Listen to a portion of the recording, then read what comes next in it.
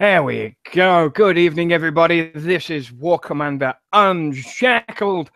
Oh, it's a hell of a day. We've been playing with the Warpath preview and read a lot of the balance changes, and there's a lot of shit going on right now. And hell, I've taken a few hours out of my vacation to actually put on a show tonight so we can get this bitch on the go and we can just rock and roll with it. So on tonight's panel, we have Dobber Phoenix, we have Fuck You, we have Shaq, we have Godscope, we have King, we have Micaiah, we have Mr. TNT, and of course myself, the indomitable, the immortal Dr. Phil. Who, by rights, I have to state it, I am not a god, I'm just immortal. That's the order of things, just in case. I have to state that, you know. You got to do what you got to do. God. You're not a god, you're a peon. It's the small print. Disclaimer, Dr. Phil is not a god. Dr. Phil has had surgery 60 fucking times. I know I'm not a god, but I am immortal. So. I mean, I know a few of you have been in the preview server. Yep. What did you find? How did you find it? Yeah. It takes some getting used to. I still don't. It's gonna be a fucking. It's gonna understand. Be a bloodbath. It's gonna be a bloodbath for sure. Still don't really understand or agree with some of the things, but for the most part, it seems like it'll be fun. Well, when we get through those notes that I'm going to quite happily put towards the community in a moment, we can have a discussion about that. Make sure you zoom in. Shut up, Dobber. I'm already zoomed in. I'm just checking, looking out for you in the community. And so here it is. This is the Warpath thing. Of course, the preview is already running the preview up there. The first 1,000 people will be granted access. But unless you're me, who doesn't need a preview password, and I never have, and I never will, I got in there immediately and then immediately got flattened by data. So that was always fun. He found that hilarious. He must have known it immediately to come and flatten my little mini base that's gets shoved in the preview server all the time. The post was up in like 3 seconds of it being That's okay. I did the exact same thing to somebody in my alliance. He jumped into the preview and told me that he was there, so I looked for him, and the first thing I did was flatten him. Well, the account that's in preview is the account where it was 3 years ago when I got hacked and they split me off and put me directly on Kickside. So I can't actually use my own base. It's still my base, it's just not the one I'm playing on. Which is fucking annoying, and they can't put it back over to Facebook because it's some stupid API problem. And the fact I don't want my account getting hacked again, you know? But, of course, Warpath is the incoming PvP event. I mean, Wrongdigger did tease this one when he was on the show a few weeks ago. And he did say, in his exact words, the people that self-bubble are going to cry. Mm-hmm. And when I thought about that, I thought to myself, well, what could they do? What could they possibly do? And what could they possibly do if we scroll down just a little bit here, is the engagement rules are different for Warpath. And you can only attack a player once for the entire duration. If you attack a player and the attack ends for any reason, you may not attack that player again for the duration of Warpath. What if I hit their platoon? You can hit the platoons. It says nothing about platoons. Yeah, but if I hit their platoon, can I still hit their base? No. Yes, in the preview, that's how it ran. You can hit as many plots as you want. You can only hit the base once. It's stuck to pull up somebody's base and they'd be protecting it. You hit their platoon and move the damn thing out of the way, and you can't. And there's no reason to get it to the base. That would get kind of suck. That would suck. Another thing that'll suck with this in place. Let's say you, Lonnie, you roll up into a sector, an enemy sector, and there's only a handful of people in that sector that can bubble you. After those guys hit you, nobody else can flatten you, and you just ransack the entire sector by yourself. Quit thinking when I said noob. Oh, I've already got plans. I've already got big fucking plans. I am allied with nobody during this event. You are all my enemies. I will be seeing each and every one of you. Mm-hmm. That's okay. I have like 200 minis lined up, and I'm gonna self bubble every 4 hours. 4 hours. 200 That's okay. minis. His ID is. Well, that's. I mean, let's not talk about exploiting the system before it's already finished. I mean, half a dozen ideas are already there. I mean, you've got to. If you're going to do it that way, you're going to have to remember the login details for 200 fucking mini accounts. So even if yeah, I'm sure the wheels are turning in some of these people. I'm sure the people that these 20,000 infamy holders are just fucking shaking in their fucking boots. These infamy banks are like, oh my god, they just fucked us. Taking selfies to ensure they stay at the top of the board are now going to disappear very, very quickly. I mean, they'll have to have their entire clan working on this. Then they'll have to trade infamy banks. Say, hey, bro, I'll have my. I'm not even going to talk about it because it's just that they need to fucking be gone. And this is a way to weed it out. Yeah, we've needed this gone for a very long time. I mean, the amount of times I've been hit by somebody who's gone straight to his base and he's already being. You know what I don't like about this though? There's one thing I don't like about this. This makes me think that there's not going to be a Halloween event, which is going to fucking blow. Well, we're still in September. Warpath could come up anytime within the next few weeks. The October event, according to the Shadow Op schedule, isn't scheduled until the 19th of the month. So there's still several weeks for this to come in. And, I mean, it could be 10 days long, it could be 30 days long, it could be... You know, it could be as long or as short as Kickstarter want. See, I thought Wrong Thinker said it was going to be a weekend event. Yeah, I hope it's only a weekend. Yeah, that would. Yeah, I wouldn't want to. I mean, to do a constant deal like this, it would get grueling and it would turn into another grind for PvPing, which would kind of be awesome to a point. But you gotta have that down. You gotta have that downtime to get your shit going, get your shit upgraded. Stock up on Red, stock up on Thor, and get your alliance together and get everybody lined up. You know, and with them doing this Warpath, reducing the bubble time to 4 hours, I really hope they reduce the repair times as well. That if they reduce the repair times by 75%, it would be fucking amazing. I would even just for the weekend.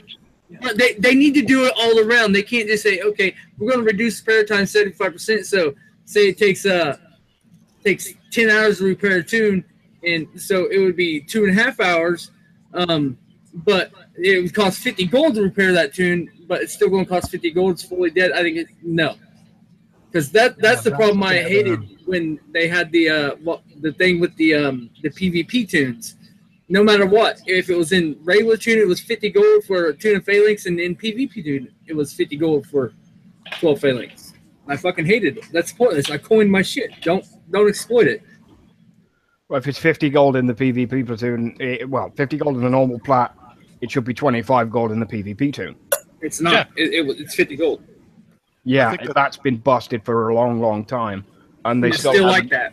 And they still haven't fixed it, and they need to fix that. It's the same with the raid platoons. The raid platoons don't get a discount either. I'm not sure if that's the exact thing, but Ron Tigger said he's like 80% sure they can get a fix for that. You know, I know they're still hopeful, so. Hoping. Well, I really want a fix for that. That's the thing. Hoping for something is fine, but knowing that something is coming is much better.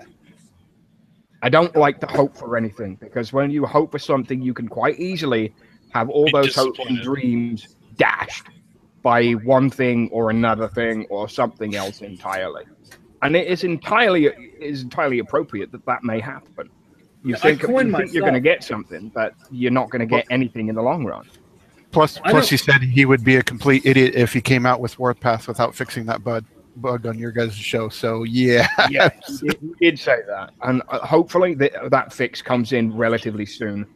For somebody like me, you know, I coined my tunes, so putting a tune in PvP really doesn't do a damn thing for me because I'm going to coin it back. Yeah. So whether I coin it in PvP or a regular freaking tune, what's the fucking matter? It costs the same. You know. That's a broken thing that really needs to get fixed very quickly. It's been like this for a long freaking ever since PvP tunes have come out.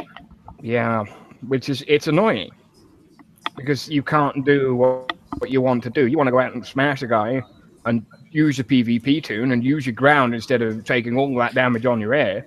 That's why I don't use my ground. My jug has seen the light of day in events, and that's it. It's set or just strategic stuff. Yeah, Just things I use my technique on. If I'm gonna smash your ass, I'm gonna do it with air more than likely. that's the thing. Or tuna phalanx. That's it. That's all I use. That's the repair problem. That's the thing. If the protection is down to 4 hours, I won't run a base tune at all. Especially, I mean, what happens if you get hit for 4 hours and you're going offline? Your bubble comes back, and most of us get bubbles before we're offline for several hours. Yeah, and we're not going to be on the rest of the night. That's one complaint I've seen when I've been talking with a lot of people. I mean, we just had the preview yesterday, but a lot of them are saying their one complaint with everything is their base tune takes a lot longer than 4 hours to repair. I'll be back. But the problem with making on dropping all of those base tunes to less than 4 hours. And the problem with doing that is everybody's just going to throw all their big stuff like War Rig and all this other stuff in there, and then that means that Kixeye can't run an event like Invasion or like the regular event that week, because then that would be unfair to have our units repairing less for those PvE events. Obviously, it would be good for the players, but Kixeye doesn't seem like they would want to reduce repairs for PvE, just PvP. That's probably why we haven't gotten a PvP base tune yet, because our base tune can be used for PvE as well.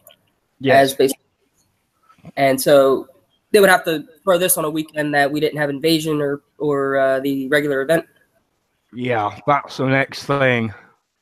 At which point it'd be another thing, like we'd be running 3 weeks out of the month. You have Invasion, this, and the event now, and yeah, people have social lives. Like I tell my friends, 1 week out of the month I want for War Commander event. The rest, we can hang out. Now I got to tell them 3 weeks out of the month I can't hang out. Yeah, and of course we've just got Anton Champ and the King joined while we were live. So good evening, gentlemen. Thanks for the invite. Anytime, man. Anytime. Hello. What's up, Champ? Bird eyes, man. Well, this is where we're at right now. We're pretty much talking about the engagement rules and the damage rules. There's a lot more shit in there, and I have got a couple of screen grabs that Data sent me during the day while I wasn't available to jump in preview. Let me grab those for a second. Shouldn't take a minute. Talk amongst yourself for a moment. No. You'll do as you're told, motherfucker. Okay, so okay, so there's something with this damage protection that's on the screen right now that Doc didn't quite hit. If you once you hit somebody, if you look at this Adrian player in the picture, he's got a pink bubble on him, and so once you hit somebody, they'll have a pink bubble, and it's only for you. So other players can hit him, but you can't hit him. And so what? Yeah. And another thing, and here's one thing I don't like: if you attack him, you got one attack to flat that base. If you don't flat it, you don't get a second chance. That's good, but if you disconnect or you lag and you have to end attack because you don't want your unit killed or whatever, any reason you end attack, poof, that's it. So basically, it's the one-hit wonder base again, and not all players like that. Like not all players are one-hit wonders, and all these a lot of the higher level bases, you can't one-hit wonder them unless you want to lose your full tune. Because even using skill, you just don't have enough time to 3-star a base in 7 minutes if the guy's online. If you want to reduce your repairs, and that means somebody that's not coining crazy like Lonnie, like Pascal, like Scooby, they're only going to be able to get a few bases per time, unless they're sitting there hitting 30s and 40s. And we'll go over the negative effects of hitting lower, hopefully later on in the show. I don't want to. I mean, the effects of hitting the lowers is always one thing. They're going to run out. Yeah, you can only hit them once. You can only hit it once, and you're not going to gain that much from it. There is something to do with what level you are compared to the honor gained from the level you hit. If you don't hit in your level or higher, you're going to be penalized a significant amount of honor for doing so. It does still run on the bubble system, so it's 1 star for a third, 2/3 for 2 stars, and of course the entire batch for all of the rest of it. That's the way I've seen it work so far, but the level also gains the amount of honor that you're going to get from it. That sucks. That sucks for guys like mathematics work. Lonnie who are level 47, 48. Part of the problem is trying to find those bases. You know, you can look through the leaderboards, and you know, it's like and you're just going to have to jump sector to sector each time. You know, depending on how you do it. It's a lose-lose situation on that variation of it. I mean, if you're aiming for this particular point, it's between the 40, 42, 43 areas, maybe a little bit higher if they've got a really shitty base. What way do the mathematics work out regarding infamy and honor, or are they? Infamy doesn't mean jack. So it's honor. It's the honor system. Yes. I have a question about the honor. Is that more individual oriented, or does it come down with your clan? It's individual, same as your infamy. Okay. So if you honor and infamy, they're not interrelated, but they kind of work the same way. Like you hit a player base, you gain infamy and honor, and your infamy and honor both go up as you hit player bases. And the greater the level difference between you and your opponent, the more honor you will get. So I was in the preview with Lady Warrior, and we found a level 50. So she had a level 27 account, I want to say, and she got 600 honor off of this level 50, where I, being a level 40, I was level 45, so I was only a 5 level difference, and I got maybe 383. Now, hitting my same level or even lower, I went to a level 37, I think it was. I got 187 honor. I went to a level 43, and I think it was like 250. So it's not really crazy different if you want to hit with it, 4 up and 4 down, but you do definitely benefit. The greater level gap you have, the more honor you get. Now, a lot of us that are 42, 43, 44, we're not going to get too much higher. And so, how many 48s, 47s can you flat one hit, even offline, Hey guys, got a question as well. Go for it. It's the same as the infamy system, almost, it looks like. But if you are a level of 25 player, for instance, and by the way, my name is Mr. TNT in game. Thank you for having me on the show. Anytime. Good man, TNT. Well, thank you, Anton. Thank you, Dr. Phil, and the others, of course. But is it when you're 27, you got a honor points? Well, say 1,000, and you hit a player that's much higher level, and he has a far lower honor points. Do you still get the amount of honor points you get when the level difference is there, or is it related to the honor points that player already has? What I've experienced so far, it runs as similar as infamy. It runs on the brackets, I think. Yes, so it's on the way up rather than on the way up. The more you are likely to get from somebody. So you can compare it with the infamy system. Only it's a different setup. Yeah, very similar to infamy. But like even going down, I think I had a level 20 something, and they gave me like 100 honor. Shiny stuff is going to get you, if you can get up to the certain brackets, of course, will get you these little pink things they're calling blood thorium. Thorium crack, yes. Thorium crack. Dobber finally gets his thorium crack. And that's what you get. I mean, all of these in the token are 1. I mean, I bumped up bunker storages and thorium storages in the preview to see what it was to get the 100 million thorium, even though you could probably go farm 100 million thorium for a damn sight less and not have to wait until the actual payout to get it. So there's the Roland token, the Weaver token, Orin training token, Nyx training token, Ardra, Sunder, and apparently they're taking the heroes past level 10. Now in the preview, I don't have any heroes and cannot get any, so I didn't have a chance to look. However, there are supposedly upgrades. Are you sharing an upgrade process for that? Is it now level 5? 5. Is it timed for level 5? It's just 5 seconds. 75 million thorium. It's 1, 2, 3, 4, just like tokens. You can in the preview you can spend 750 gold to level it up. So that's bad. I don't like thorium. They give an extra level to your heroes. These tokens do, yes.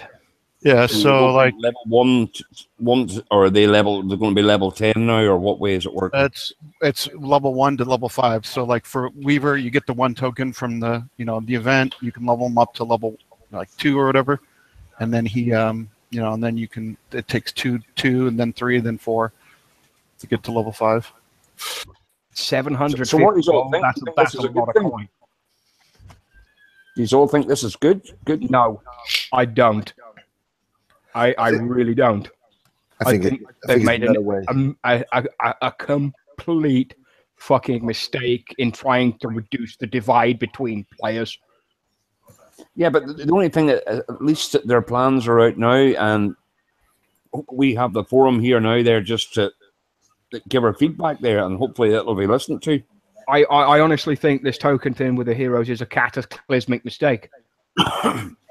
Well, as an example, Ardra has like 7.2 million health on the live on the PTR preview. She has 14 million health and almost 1.5 million damage. So it's kind of almost double just for and it is nice that it's not 55 tokens or whatever to get to max level. It's lesser, but it is still kind of a it's like the great divide, really. It is, and it will cause division between players again. And this is what I've been telling Kixeye for fucking years to stop doing. I mean, you've got players with tokens now that have separated themselves. You compare. I don't. All right. We'll take fuck you's base compared to mine right now, because I don't have the ability to hit certain token bases, whereas he does. My liberators are at level 10, and they will stay at level 10. And that's the thing. By the time he's got done what he needs to do, his liberators will be level 20, if they're not there already. Yeah. 17, my Spartans are 18, and my Acolytes are 18. That separates the divide against players, and it makes because of that. It's going to put pressure on the metrics, and the metrics will go to Kixeye, and then Kixeye will say, because of this, and because of this, we have to make X base 10 times more difficult. Yeah. So it's going to come to a point where the level 20 units are going to be all over the fucking place, and I ain't going to be able to do shit. Hopefully these token upgrades are 1, 1, 1, 1, 1, and not 1, 2, 3, 4, 5. They're 1, 2, 3, 4, and 5. That's 5, 6, 7, 8, 9, 10, 11, 12, 13, 14, 15. So we've got Diamond Division. Diamond Division is 10,000 honor above. Platinum's 8, Gold 6, Silver 4, Bronze 2, and Iron is 199 to 1 honor. And the most you get for being 10,000 honor is 6 blood thorium. We had somebody, what was the name? Fear the Peel had like 8,000 honor. I think it took him about an hour and a half, 2 hours. And it's just over 5,000. Or 5,000, sorry. I have 5,700. That was on, the preview was on it was very early for American time. And I think it was like 2 a.m. So there was not a lot of people on, so he was able to get it. And he was coining his ground tune because he had 10,000 coins to play with. And just flatting bases. But in real game, he wouldn't be able to do that because, one-hit wonders on bases just ain't going to happen. So, yeah, it's going to take longer. Unless they plan on pulling a repair problem and actually doing the 50% repair, even pushing a 75% during this. Well, on preview, they fixed the gold with the phalanx. It's 21 gold or 23 gold there for a full tune. That is a PvP tune. Yeah. So they've fixed it in preview. Yes. So if they've managed to fix it in preview, that will come out It's like 23 gold, I think, there for basically it's 2 gold per unit. Yeah, which is as it should be. In fact, that's as it should be normally. By the way, Max Toons, I think you can hold. Is it 13 you can hold? Is it 12 or 13, something around the area. As it stands on the preview, you only need 10 blood thorium tokens because they're 1 for 1. And so and it is, so you can do like 6 in one event and then do 6 in the other event or whatever. Which so means it there's does going to take be more than one of these. And as a one-off to get hold of certain things, maybe you have one every couple of months. But by the looks of this, Kixeye are planning to run this on a monthly basis. And the time, the duration, is it going to be 1 week? Or I honestly don't know. Some in the preview say it was 8 days in the preview because it was. But that only ends on the 25th with the payout being at the end of it, which is stupid. Excuse me. But on the forum, it says 10 days. So it could be 2 weeks. It could be a month long. It could be a whole process of going through and getting this stuff. Well, just going through the basis there, not there. There was a level 27 there with 0 infamy and 0 honor, and I was getting 50 off them. So I'm just guessing 50 is a minimum. 50 probably is the minimum you're going to get off a guy's base, and that will land you 25,000 medals just getting one base. By the way, I got also a question. Mm-hmm. Okay. Good evening, everybody. Hello, the Shack. My name is Fred. In game the Shack. Thanks to be here. Always.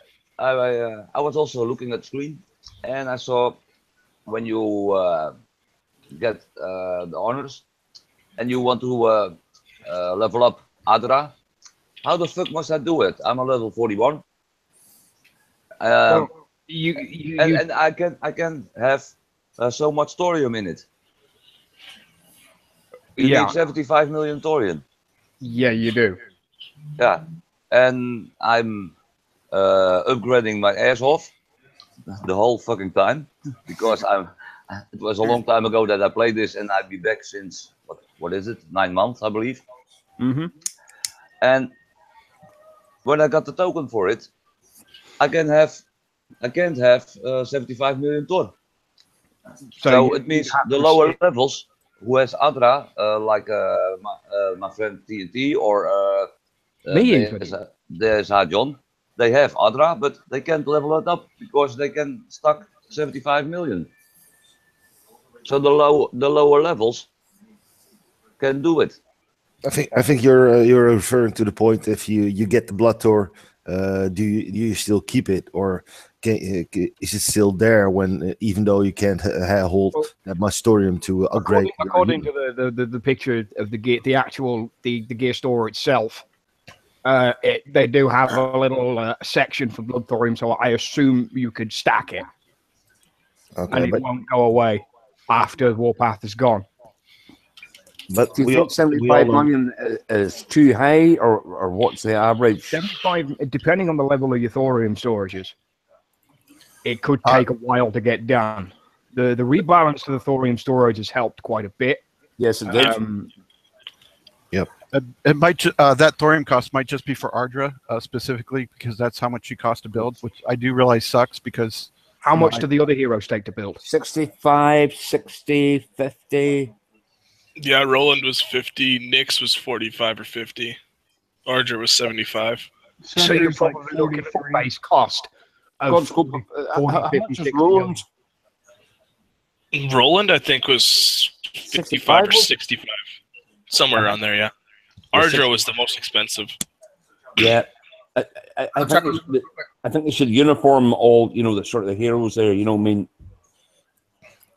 I know Ardra's overpowered and all that there, but 75 is maybe too high for people to reach to. Quite high, but Ardra is an extremely powerful unit. Yes, she's an extremely powerful hero. In fact, she's probably Nyx.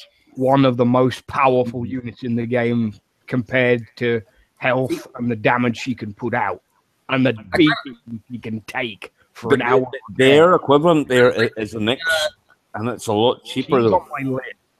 I need to get that. I kind of like that. It's nice that they put the thorium high for this reason.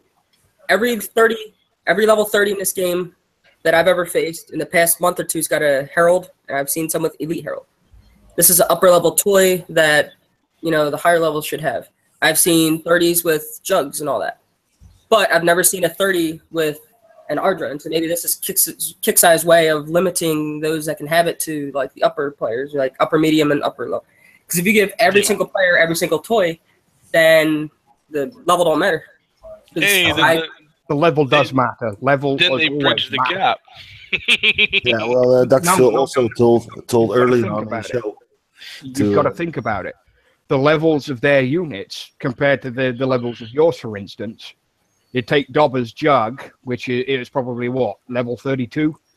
Yep. Because it'll be Omega. Compared to my Jug, which is currently sat at level 16. The level problem is still there, and it's always going to be there. Yep. That's always the problem with when they run a new event or a new something they develop. I've been a player for about I think 7 years now. I took a break for about 4 years, and I came back about 2 months ago. I really saw the difference between the way they played when I stopped and when I got back. There's so much to do when you're a new player. I think most of the people who start the game are like, well, what the hell am I doing over here? Man, I got to do this. Man, I got to do that. And in the beginning, it's easy to level up. But when you choose to go with a Warpath event like this, I think most players will just quit, because the lower level players that don't have the units to level a base will not level a base. I think it's impossible for players to just level a base with the amount of units they have at the moment. Compared to what they're going to go up against in somebody else's base. I mean, with a Herald, you can do a lot of bases. Yeah. That's always been the order of thing. Ever since that thing dropped into the map, it's been a fucking powerhouse. And the only thing to stop it is if the defender's got a whole base of Hades, at which point you bring ground to that base. Exactly, and then you smash. The only way to stop the Herald is if you're online. Mm-hmm. Exactly. I've dropped a few just with 80s scattered around my base offline, but that's just because they only use the Herald. I have to use other stuff. So he was an idiot of an attacker. You're saying? I can stop. I can stop him online. I can go through him online. I killed an Omega Herald offline. I have no idea how. Quite a few actually offline. I just had Hades in my base. They were hidden. Probably jumped in at your spawn point. A guy wanted to do a one-on-one with me with just there. He spent every Omega air unit you could, and he got 9%. Sounds like my buddy Sheik hit you. Sounds like me. No, that's particularly that for the moment. No, he's a friend of mine. He's watching the show. I just had to give him a hard time. So what do you think is a fair way or a better way or a... There are a lot of ways to do this at the moment for this particular thing. I mean, Kickstarter have gone down a path that is good, but it does need improvements, and I'm going to stress, and I mean stress a lot, for filling in accurately, filling in the feedback forms when you do a preview server, and not being, oh, this sucks and this sucks and this sucks and this sucks and this sucks and this sucks and this sucks. Yeah, if it sucks, be accurate about it. Why does it suck? Why doesn't this thing work the way you should think it would work? Why doesn't it do this? Why can't you deploy this? Why is it only 4 hours of repair? I mean, there's probably going to be another post on this before it goes live with responses and thoughts. Hopefully Wrong Thinker will be right on this immediately and alleviate some of those concerns. But there are a lot of concerns in the game right now. For protection to be reduced to 4 hours, regardless of the stars earned, no. Oh, that's bad. That's a bad idea. I don't mind that if you didn't. That's why I got disconnected. I was being hit. Oh shit! if you didn't lose honor for being hit, I wouldn't care about that. Because everybody just pull their defenders out. That's the first thing I do at night. If I know I'm coming out of a bubble in the morning, I'm probably going to go back into one straight away anyway. But you pull your defenders out. Maybe it might help. It looks like another way to make money. That's all it is. I don't like it. Yeah, I agree with you, Fa. And unless they're going to PvP it, so no base platoon is more than 4 hours of repair. And as soon as you hit repair, that tune is locked in there until it's finished. Or 20 gold. No matter what the fuck's in there, 20 gold. Or if they did an onslaught, your base defenders automatically repair, or they go to whatever they revert back to whatever they started at. Yes, so if you started, the onus is on the attacker rather than the defender. 1700. If it's our base tune holds 3800. So if it's 1900 of space, it's 10 gold. If it's a full base plat, it's 20 gold. I think they should do that. My base defender is 53 gold, so it is there. So I think they have done that. How much of a fortune would Kixeye make if it was 20 coins a base? Here's a proposition I want to put forward right now. How would you feel about it if, obviously, because there is no reward for successfully defending your base at this point in time, other than a 4-hour damage shield? Oh no, there is. You're going to get. I think you get, if you don't get a 1-star, you lose honor. No. If I'm getting hit and I don't get bubbled, if I'm getting honor. Yeah, if I'm getting hit and I don't get bubbled, I don't gain any honor. If I get bubbled, I lose anyway. honor. You get bubbled anyway, regardless of the damage done to your base. And I think what Godscope is saying, if you get hit, you don't get bubbled, you don't have the repair time on your defense tool. The only one that has repair time is your attacker. If you do get bubbled, you got the repair time, but I think the onus should be on the attacker rather than the defender. And something else I want to point out. Can I finish my point before you have a fucking discussion? Okay, sorry. Bloody hell, I barely got started. Oh god. Oh dear. What do you think about that? Good man. What do you think about the idea? For example, Anton goes to a high level, 47. He goes in for 7 minutes, but didn't kill his base. So I'm waiting outside. I go in. His base is completely flat. Exactly. Oh, 1 or 2 buildings are standing, and I got the points. Thank you. Yeah, Anton goes in. You're missing it's it. 49%. There's this. Can't attack the base again. This right here. All damage protection is reduced to 4 hours, regardless of the stars earned during combat. So as soon as you hit that base, when you're finished, regardless of the damage you do, that guy's bubbled for 4 hours. Oh wow! So but now how I read that is, regardless if you got 1 star, 2 stars, 3 stars, the damage protection is only 4 hours. But if you don't even get 1 star on the base, is the base still bubbled? Yes. I can answer that. It says so. I can answer that. I hit people just for the heck of it. I actually hit somebody and I killed a couple turrets. And I was like, wait, I need to get my tune. I ended attack just instinctively, and the guy was not bubbled in the preview. And when I went to go back to attack him, I was like, ugh, because you only got 1 attack on him. So yeah, see, he's bubbled to you, but is he bubbled to everybody else as well? That's my next thing. That's what I was saying over there. If you look on the screen, you got the pink bubble. The pink bubble's for me, but it's not for everybody else. It's only for Go test it. Go test it. I'm on the preview right now. That's what I did. And then something else I want to point out, if a guy gets smashed, pops his bubble, normally in real game you can get an instant 1 star just by attacking and ending attack. Mm-hmm. That will still work. It gave a pink bubble. I don't know if it gave a live bubble, but it also did not give me any honor. So people can't just get their level 2 account to, cheap star like they can with Infamy. The way you've got to do that now is if you both can get in the preview server, because I can't currently because of some technical issue. I'm on there right now, man. I have a good example of this right now. I'll get on. Yeah, I'll get on it. We need one just to hit a base and end attack. That's all you need to do. And the other one needs to look and see if it's bubbled. Yeah. Oh, I just had a question about the payout here, man. It won't be. It won't be bubbled for the other guy. All right. So there's a level 38. He's got 848 infamy and 1928. I gain 106 and then 112 from that guy. Another player, level 46, 0 infamy, 0 honor. I get 273 honor. Okay, so the honor system is based on level.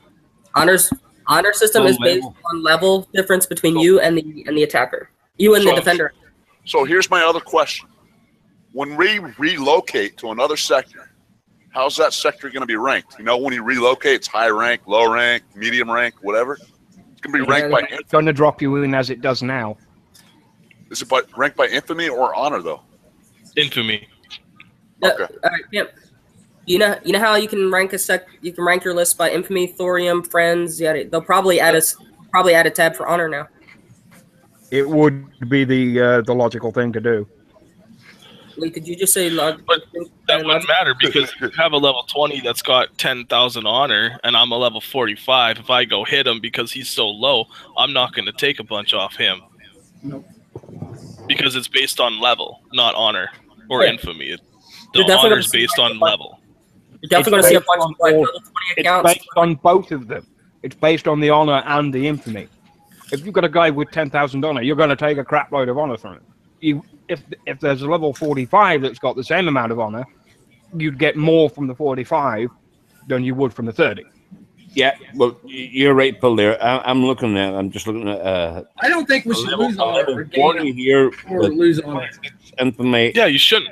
You absolutely should not lose honor. Honor of him there, and the person beside him there has 27 infamy at level 44. I get 132 of them. Here's the premise that I was trying to make. I think you should go back. If a guy can't 50% your base or more,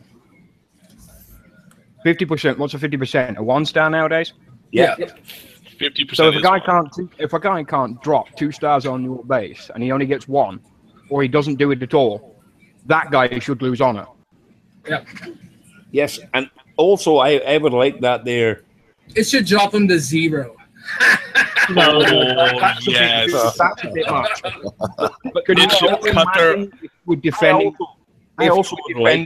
If you were defending your base and or you were hitting a guy's base and he was online defending like a motherfucker, and you were a hair's fucking nuts ass away from 2-starring him, and it ends attack at a 1-star, and you lost all your honor, how pissed off are you going to be? No. Lonnie's saying that if you don't even 1-star, like, so if you hit somebody and you do 49% or less to their base, you lose your honor. No, that's a stupid idea. No. It's good for me though. Nobody want to attack me. The problem is, yeah, it's great for me. No, not that you lose your honor, but I think if your base defense is good, I think you should get some sort of acknowledgement that your base is good. You should gain honor. You should gain 50 honor for every 2 hours of repair you cause somebody. But there should be a slot in that there to say your base is good. You get dishonor. You've got 98 dishonor points. That means that people have got. You can't reward honor for the amount of fucking repairs you give somebody. That's just not going to work. No, but if you defend your base well, you should get some sort of recognition for it. You should get some kind of recognition for defending well. If the attacker loses honor for not being able to... no, but it should be shown up. It's not the fact that the attacker knows there. Nobody knows that there, but you should have some sort of stat. Even if it's only 10, 20, or 30, if they can only get 1 star in your base, you get like 20 honor. Yeah. If they can't star you, you get like 30 or 50 honor. If they 2-star you, you get 10. If they 3-star you, you get shit. You get it taken from you. Yeah, the only problem... I would recommend the 1-star be the cutoff point for the defender actually doing something. 2-star, 3-star, yeah, you shouldn't really. I think 1-star is fair at 50%. Yeah. Because if you've got that 1-star, you're committed to that base. Yep. You're committed to flatting that guy, and if you can't get any more than a 1-star, you deserve to suffer for it. Usually 50% is nearly all the outbuildings, you know what I mean, the storage buildings and that there. Outbuildings and maybe the CC if it's high enough. It's not far away. I've seen bases where I've hit the CC and almost got 2 stars, guys. If your command center is level 11 or higher, you can kill all the outside buildings and you won't get more than 20% on that person's base. You can flat my CC in half of my turns and not get 1 star on me. Yep. Champ, that base that's right outside your base, is it bubbled? Oh. You say no? Oh, I want to bubble it. That's what I'm saying. Like, if you just attack a base and end attack and not get a 1-star, it'll be bubbled for you because King and Champ's testing our theory. No, I just tested it. The scorpion that is right up to the top left of his base, I hit it. I just instant hit, instant dropped. It gave it the pink bubble for me. Apparently for him, he doesn't have the bubble, so that's also. See? Awesome. Okay. I did it last night. And Back to you got to get at least 1 star for protection bubble. Yeah. And regardless if you get 1 star or 3, it's a 4-hour bubble. But back to the point at hand, I don't think that you should lose any honor if you get hit. Why? Oh, yeah. How would you go about getting a fucking... You've just destroyed the entire fucking system. If you don't get any honor or lose any honor, how's the guy hitting you supposed to get anything? He isn't. Well, because he gains. Stupid. It's like infamy. If your 2 bases are at 0 infamy, if I have 0 infamy and you have 0 infamy, Phil, and I hit you, I gain 100 infamy. You don't go to negative 100 infamy. You don't lose any infamy. You don't have any. If you had 1 infamy and I had 0 and I hit you, you wouldn't lose that 1 infamy. You don't lose anything. There is a cutoff point for the lower ends. I know this. Okay, King, you can hit me now, man. I'm open.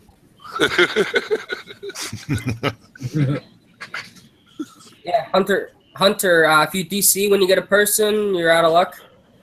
Yep. You better hope to God Ruby's enough to flatten that base. If you try and dobber it and use Dina end attack, then you're done in that base after 1 bunker.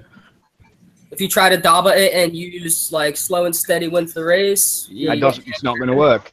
You've got 7 minutes to hit that base, and it's probably going to be about 6 minutes 30 because of the amount of time it takes to load. You got to do a fuck you style.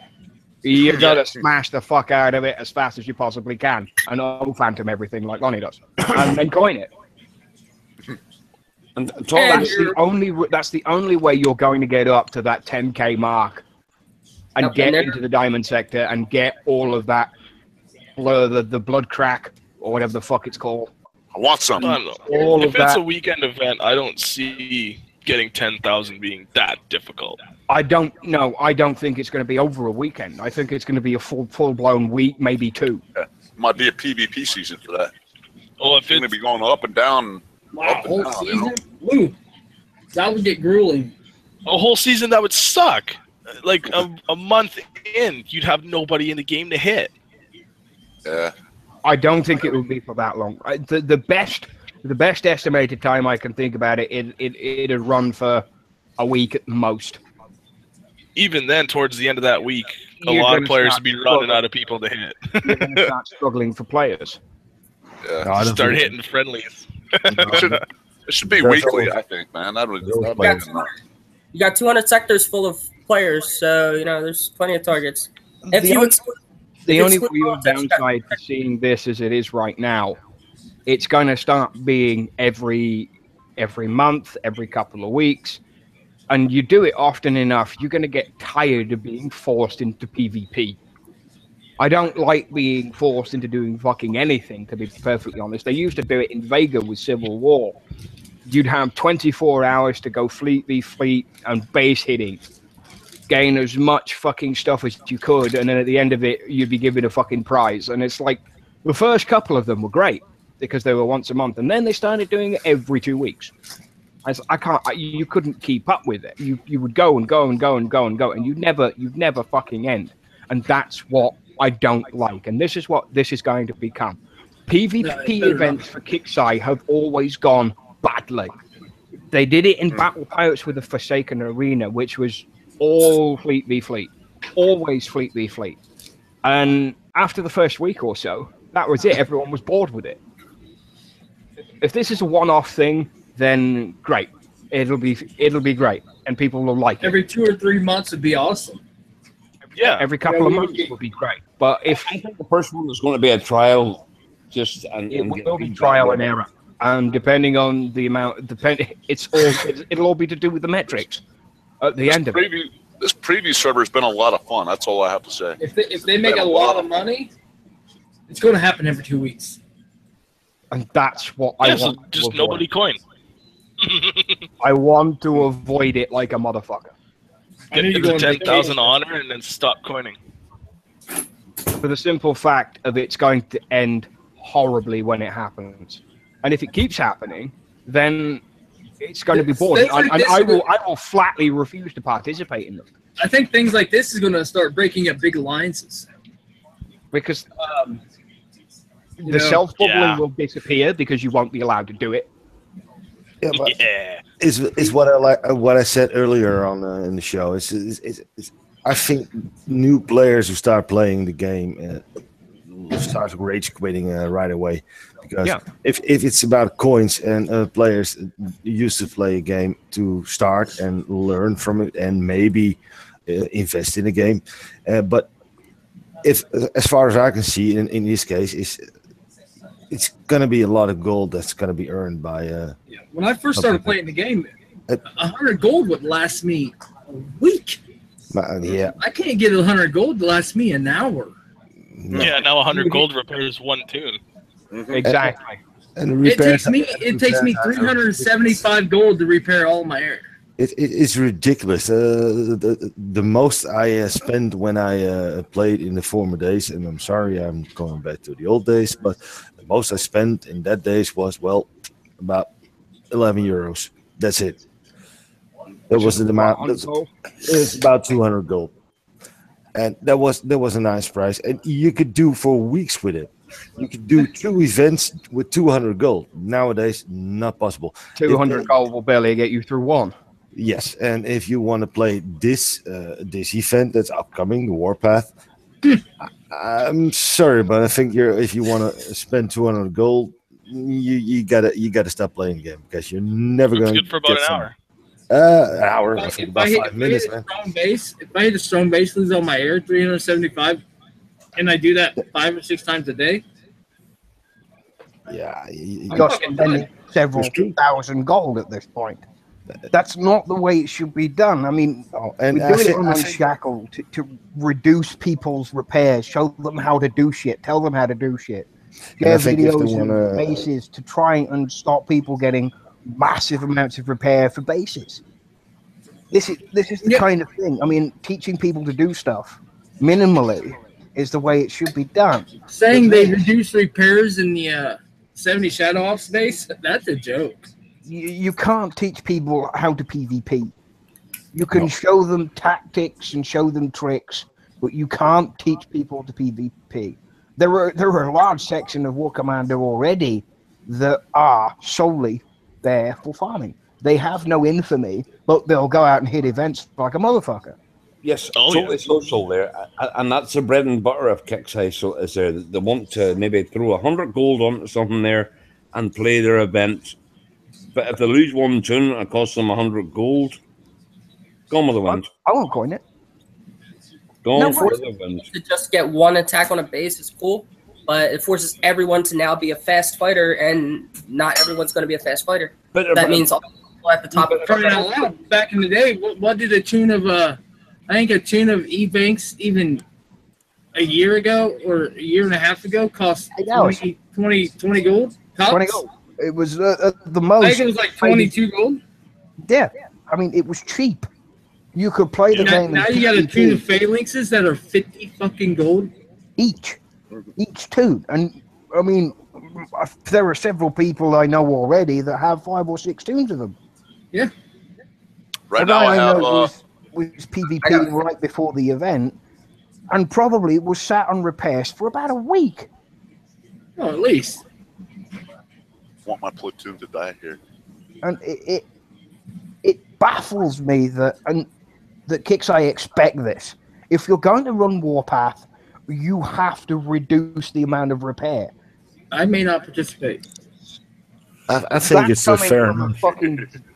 Lonnie's a fucking coiner. Lonnie's a dirty coiner. I still think the onus should be on the attacker. I think the onus should be on the attacker. Yeah. Totally. Or if you're gonna lose honor for being bubbled, your defender's repairs should be free, like it is for Onslaught. You don't lose that. You can attack a base in game like if they 200, really but want to you do only it, lose make like all 5. repairs free for fucking a weekend. All repairs free, and let's have some fucking fun. Why not, Pixar? No, but that'd be awesome. Lonnie, I have to stop you there because pulling repairs for a weekend is going to make Kickstarter lose a fuckload of money. No, but I think it should be that the defenders are anybody attacking, they get the cost. Anybody defending, there's no cost. And then you'll get people like Even if Peel. it's not free. Yesterday he just sent Omega Jug, Ardra, Hydra, a bunch of other crap, just was Ruby and bases, and then you lose the skill people. People start to get lazy because they got all these big tunes, and yeah, then when they get back to the real game, they're so used to free repair is out. I'm gonna cast Even if it's not free, reduce it and reduce the gold cost. The gold cost is what's kicking my ass. The gold cost in preview was repaired. Nothing. The gold cost in preview was reduced. Mm-hmm. I didn't even notice it. But if they do reduce it, it's going to be awesome. But I mean, just to reduce it even 50% more, you know. Okay, so I have a tune heading home that just died completely. 10 phalanxes and 1 war rig in my PvP tune. I don't know what that. I just want to see the gold cost of this. These are going to reflect the real game gold cost, right? Yes. Okay. Well, normally a tune of phalanx costs 50 gold. If it costs under 50 gold, that'd be pretty amazing. I just want to see. Hold on. Well, one aspect is if you bring back actual base defenses into the game, then people who coin might be more inclined to coin if it was feasible for their base tunes to actually defend something, versus there's no point. And that's one of the big problems with Warpath. It does nothing to resolve the defensive bases. Yes, well, this it segues quite nicely into balance updates. 40 gold, guys. Yeah, 40 gold. That's not bad there. But my normal base defense tune of old age, which does very often there, is 53 gold. Like, that is... Now, if they're going to have PvP and you're going to have defense, for the duration of Warpath, at least for the duration of Warpath, base defenders have to have the same reduction. At 50%. It must happen.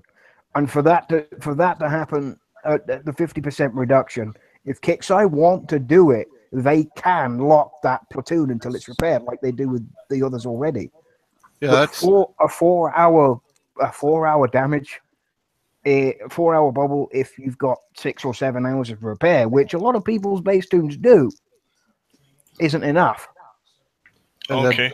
Lady Warrior just has a good question in YouTube chat. She says, do we know if people who play on Kixeye only can do this? Only no, if you don't play on Kixeye, you cannot access the preview server. Oh, you can't do the preview server, no? No, you can't access the preview. I can't access the preview with my base either. I'm reduced to the piece of shit that I abandoned a long time ago. But that being said, it pulls us very nicely into the balance updates. There's a lot of shit in here, and this is going to take some time, so bear with me. I will try and section it off and have a discussion as we go, but I'm keeping the discussions to a minimum until it's all done, and then I'll open the floor properly. You sound different, Phil. I'm not at home and I'm busy. He's in pain. I can tell he's in pain. Listen to his voice. He's seriously in pain. That's what it sounds like, yeah. That too, but that's beside the point. Let's crack on. There's a big list of balance updates considering coming in the Warpath release. No place where balance is more important than in PvP. Good balance results in more units being viable in your platoons and also means you're going to get attacked by a wider variety of units. Blah, blah, blah. With the preview, you can try out the following improvements to the game's balance. The Avalanche at level 9. The bug flatlining the damage of the Avalanche at its max value, as in its stated max damage output, and stayed there. So we're going to make it its old max, its new baseline, and return the damage scaling. Definitely a buff to a turret that was starting to feel very, very ineffectual. Remember the fighting the Avalanche to take it out quickly before it spins up and becomes a massive threat. Damage increased to 16k from 1.8. Note the 1.8 was being multiplied by 4 on live due to the bug. So the 1.8 ended up being around 7.5. Yeah, 7.2.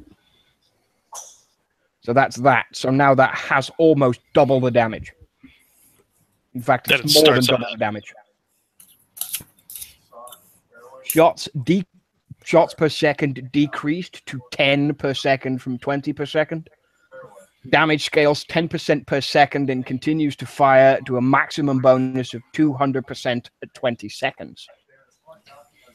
Charge up time, the time initially before it starts firing, reduced to 0.25 seconds from 0.5.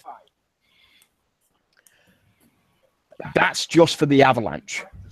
That's a huge increase in damage. So is that 16,000 damage per shot or per second? No, that's 16,000 damage per second, I think. Oh, okay. It just says damage right there, so... Because if it would be the baseline damage on the turret is 1.8, so it will be damage per second. Let me see. So yeah, if that was damage per shot, that's 160,000 damage per second it's doing. I'm looking up Avalanche right now. I'm loading my... No, it's not 160,000 damage per second because it takes 10 seconds to reach maximum damage. Yeah, but I'm just saying it says damage increased to 100 to 16k, and then the damage or the shots per second is 10 per second now. So if that damage is damage per shot instead of damage per second, that's too high. That's ridiculously high. Too high is right. It will be damage per second, not damage per shot. Hopefully. The preview is 128,000 for the Avalanche in the preview. 128? 128,000.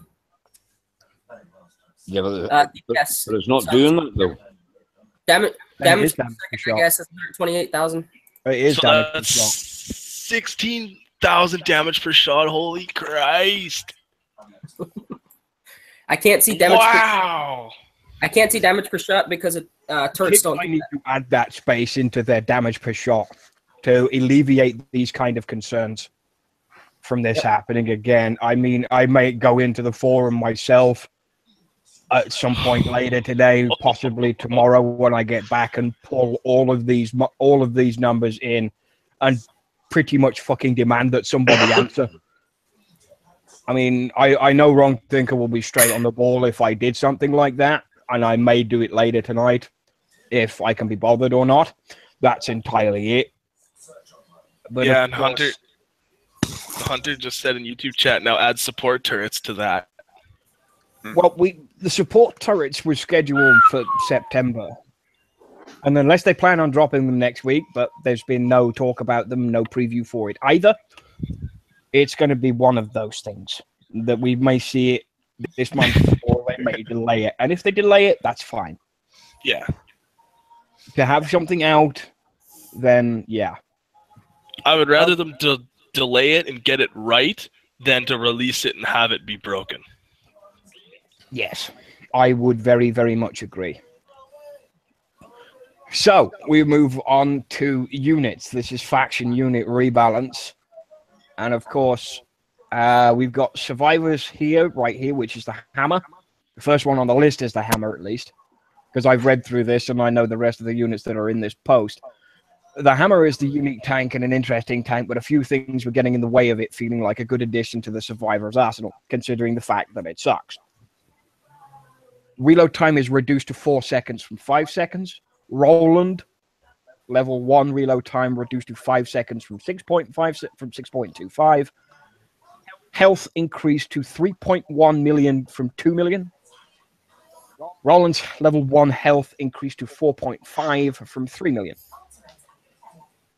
The loading efficiency tech Reload speed bonus decreased to 35% from 40%, making its post-reload time roughly 3 seconds. So that's that. This is one that is kind of annoying me, but I will go through it anyway. And when we get to the end of the survivors, we'll discuss the survivors before we move on to the corpus stuff. Because there's a lot of shit to go through. So the lib was always intended to fill the role of the excellent generalist. But it was a little too ineffective in some areas, which limited choice between opposing infantry types, especially on defense. It is very important that all factions have access to compelling infantry, so we've made a few targeted tweaks to Liberators to ensure the choice between Liberators, Spartans, ZK, and Acolytes was a meaningful one. Movement speed has been increased to 1.6 from 1.25. Weaver's level 1 movement speed has been increased to 1.6 from 1.25. Innate resistance to burst damage removed. Weaver's innate resistance to burst damage has also been removed. Anti-armor rounds, damage to vehicle bonus reduced to 20% from 40%, and target practice range bonus reduced to 25 from 50. And those are the only two things in that list that have actually been changed. I don't like the tech reduction, especially the fucking range, because now, well, we'll go over that in a minute, but it will then put it behind at tech. It will put it behind the Spartan ZK. I got 1,000 of them things for nothing, it seems. Yeah. Yeah, you got 1,000 of those things for nothing. Yeah. I mean, they haven't done any changes to the actual damage of the Liberator, other than the tech for the anti-armor rounds. I really hope they don't reduce the range of that. No, they're going to 25 from 50, so you'll get 525, not 550. I'm not a big fan of that. Which means something now outranges them. Spartans.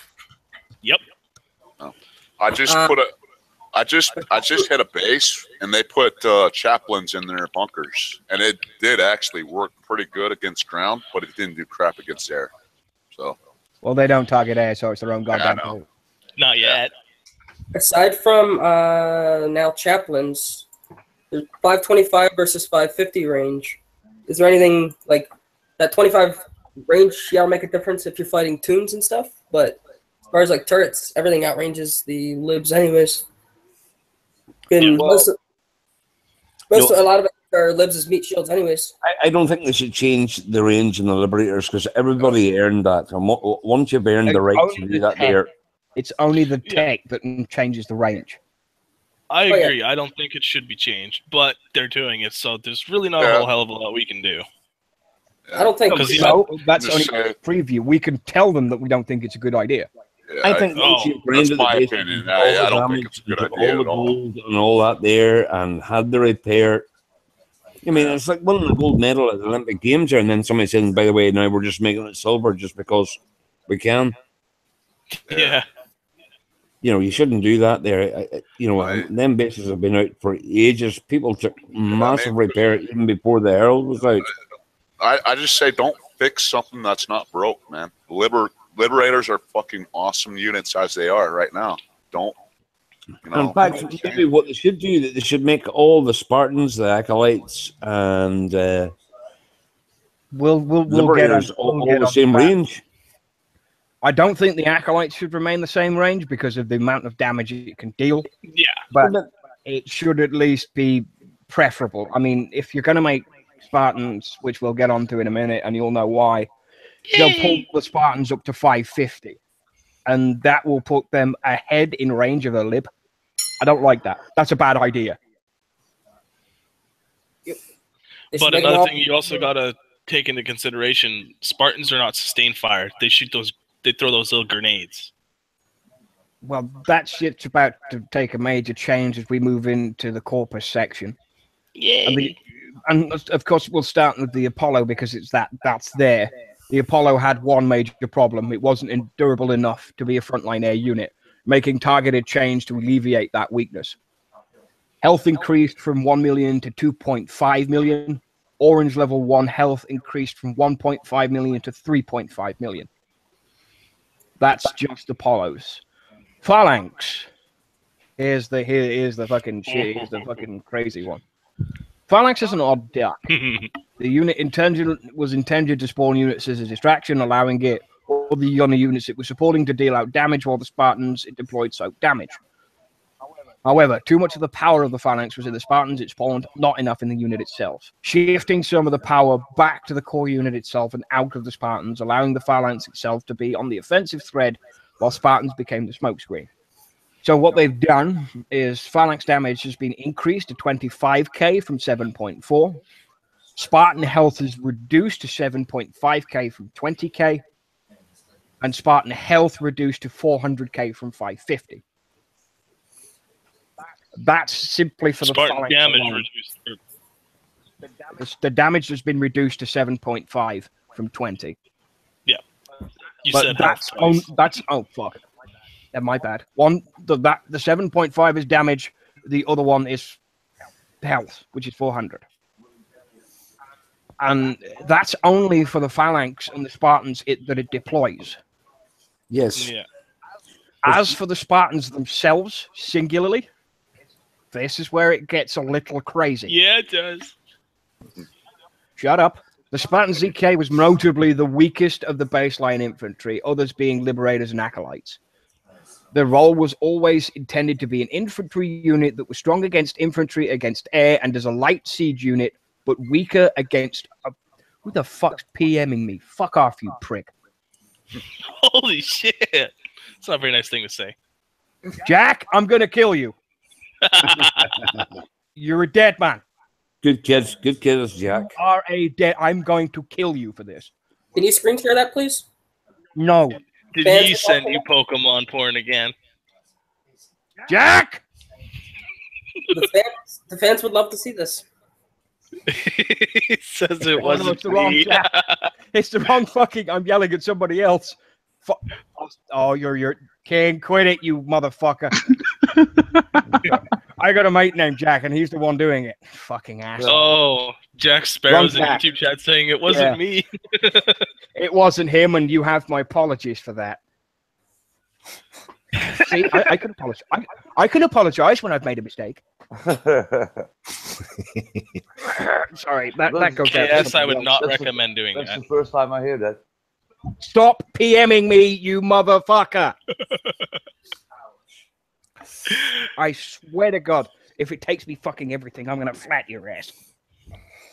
You probably will. But that's beside the point. So back on the fucking topic, you bunch of pricks. So the role was always intended to be infantry that was strong against enemy infantry against air and as a light siege unit, but weaker against opposing sustained area turrets, particularly the Overwatch, as well as hostile ground vehicles, particularly the Vindicator. We all want factions to have a way to capitalize on the faction traits on defense. So this has required the Spartan ZK to gain the natural ability to target both air and missiles. Woohoo! Hey, buddy. Of course, it states right down there, which it can now naturally target air at all levels, can now naturally target missiles at all levels. Range has been increased by 100 at all levels, now capping out at 550 at level 10. Damage has been increased to 20,000 from 16,000. Health has been reduced to 400k from 550. So they've made it in baseline, the health at least, baseline with the Phalanx's health of 400 from 550. But the damage for the unit itself, if you have it in a platoon, not coming from a Phalanx, will have 20,000 damage. Unless it's the ZKs that spawn once the Phalanx is dead. Because as it's alive, it only spawns Spartans. And then once it dies, they spawn Spartan ZK. ZK, yes, that's correct. Then that might be a thing, and we'll have to get a confirmation on that from the man himself. Of course, the last thing on that list, there's more. Oh, shit. Movement speed reduced to 2.2 from 2.8, so they're going to be slightly slower. Tech. Heavy impact armor. Effect removed. Damage taken from vehicles reduced by 20%. Effect added. Damage taken from turrets reduced by 25%.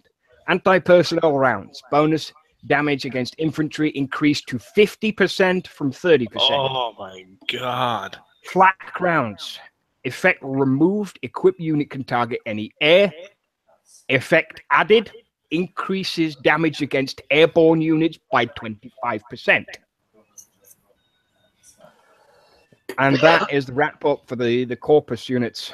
So, wow. Yes. Thank so you, Wrong Thinker, I need more ZKs. for fixing the ZKs. I need Thank you, more of thank those you, thank you. immediately. Because I do. I need more of those units immediately for the simple fact is I'm pulling all my liberators out of my bunkers. Yep. And I'm going Corpus I'm going Corpus only. Yeah, Something the only thing that you know, the tech that we got that the Spartans can hit air, there needs to be now a new slot for that tech. No, there doesn't. That tech is being changed from their adding 25% damage against airborne targets. But you know the way you have that tech, that the tech has been changed from where it says it can target air. It now does 25% damage to air.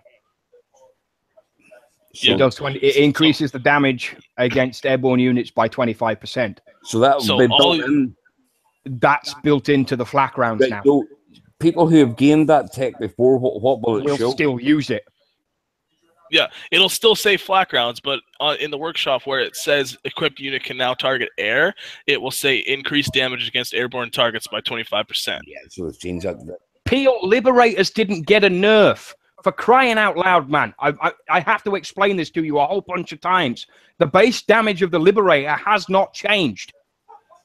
The base damage of the Lib has not changed. The only thing that has changed is the anti-armor rounds tech, which reduces it from 40 to 20, and the range bonus has been reduced from 50 to 25. So the only two things that got changed. Of course it fucking matters. Don't be an idiot. He posted that about 10 times already. I'm going to start fucking banning him if he does it again, because he's pissing me off. Data King. Libs are now balanced, not nerfs. For the longest time, when you think of infantry, Libs were miles ahead of everything else. And now they're on a more even playing field. Kixeye, historically, the longer ranged units shot lobs, like shells, the BFGX, the BFG, stuff like that. Stuff that can be dodged. Well, now, the Spartans, they shoot a lobbing shell, so they got the range. Jericho's got the biggest range of any unit in the game besides javelins, and he's got a lob shot. And why am I going to change from Spartan to Liberate? Jericho's still the best unit in the game. Jericho still is the best unit in one of the games. Shut up, I don't have him. Stuff that's a guaranteed hit generally has a shorter range because it is a guaranteed hit. I will tell you why. I can't pronounce your fucking name to save my life, but I know that's Castile. So I'm going to tell you why I'm going to change from Spartans to Spartans from Liberators. Simply for the fact now, because they can target air, they can target missiles. At level 10, they cap out at 550. The damage increase, and that's basically it. And then I can actively use my Corpus buff in defense. Yeah. I can actively use it in defense. So if you're going to start hitting with a fucking Herald or you're going to throw a jug at my base, it's going to take you a fucking 1,000 years to kill everything. And in all that time, all my shit is still doing damage to you. So one jug shot at 15% of maximum health, it's going to take you 7 jug shots to take my shit out. That's one Spartan. And by then, one Spartan, a group of Spartans, phalanxes, if I put them on defense. Let's see. Phalanxes, Hades. The Hades are almost going to be invulnerable against the fucking Herald because of the amount of damage it does. Everything that you think now about Corpus and not having that defense buff is gone. Because you've got the abilities of all the shit the Libs had. The libs haven't been nerfed. That's it. I'm done. Uh-oh. I'm gonna drop off. I'm You gonna can let sit in 5 minutes. You could sit in for 5 minutes. I'm gonna drop off. I'm gonna let Dead King take my spot. Okay. Please do. Well, that's not please do, but you know what I mean. Please I get the fuck didn't out so we mean can get that. somebody better. Good man, champ. Good man, champ. Good man, champ. Good man. Thank you very much. You're an awesome. You're a legend, champ. Champ is a good guy. I love Champ to bits, and I hope he doesn't take that the wrong way. I didn't mean it like that at all. You'll find out. Dad King said he can't come in. He's give him a second.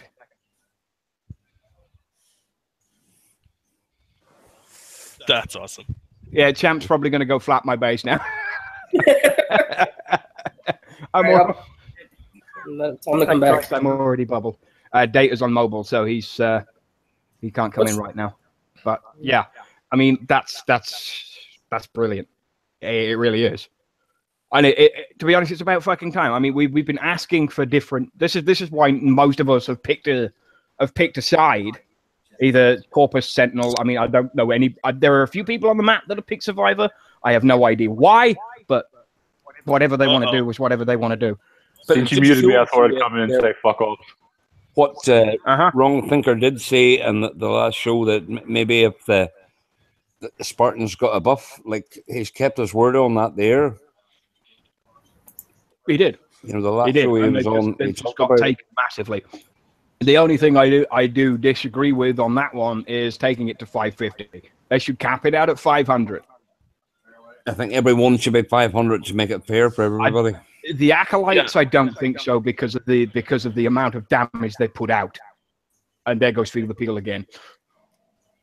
So he came in, said fuck off, and then dropped. So okay, that's fine. Dude, you do what you got to do. I'm not getting involved anymore. With the Spartan ZKs going to 550, I'm okay with that. They shouldn't have dropped the Liberator range to below 550 with that tech on, in my opinion. Well, see, the libs are guaranteed hit, so that is also true. Yes. The Spartans, yeah, they got bigger range, but you could dodge it. In theory, you should be able to dodge it with like a dog or something. Yeah, down there, but I'm old school. They're not there. If you've earned it, you shouldn't be taken away from you. Really and truly. Like I got it. You can't get back in because Champ's in the hangout again.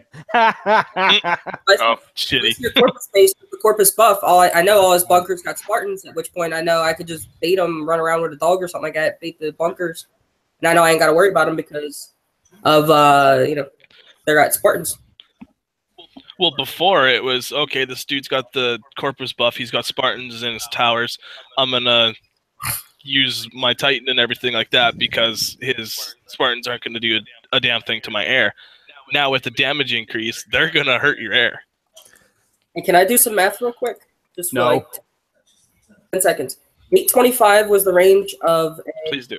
Of a Liberator before the range reduction. Now it's going to be 825. It went down to 7. Where are you getting 825 from? 800. 550. What hacks are you using? Christ. In a tower. In a tower. Yeah, okay. Yeah. In a tower, in a watchtower, it gets 825 range. 550 times 1.5. 50% increase. Not 1100. So, listen, that's 825. It gets reduced now to 8. You do 525 times 1.5, you're going to 787. You're getting the math wrong. You have the base of the Liberator at 500 range. You put the tech on it, that's 550. The tower gets a 50% range bonus towards air. And only towards air. If you put it in your bunkers, it is 40%. That takes it down to just above 700. My tower gets my watchtower gets the range buff on ground too. Like I'll screen share it. Yeah, I think that's a bug in the game. Because it says I've noticed that too. It says just the range. I'm getting it wrong. Hang on a minute. No, it does give the overall buff towards the unit itself at 50%. And again, it's not 800. It's 775.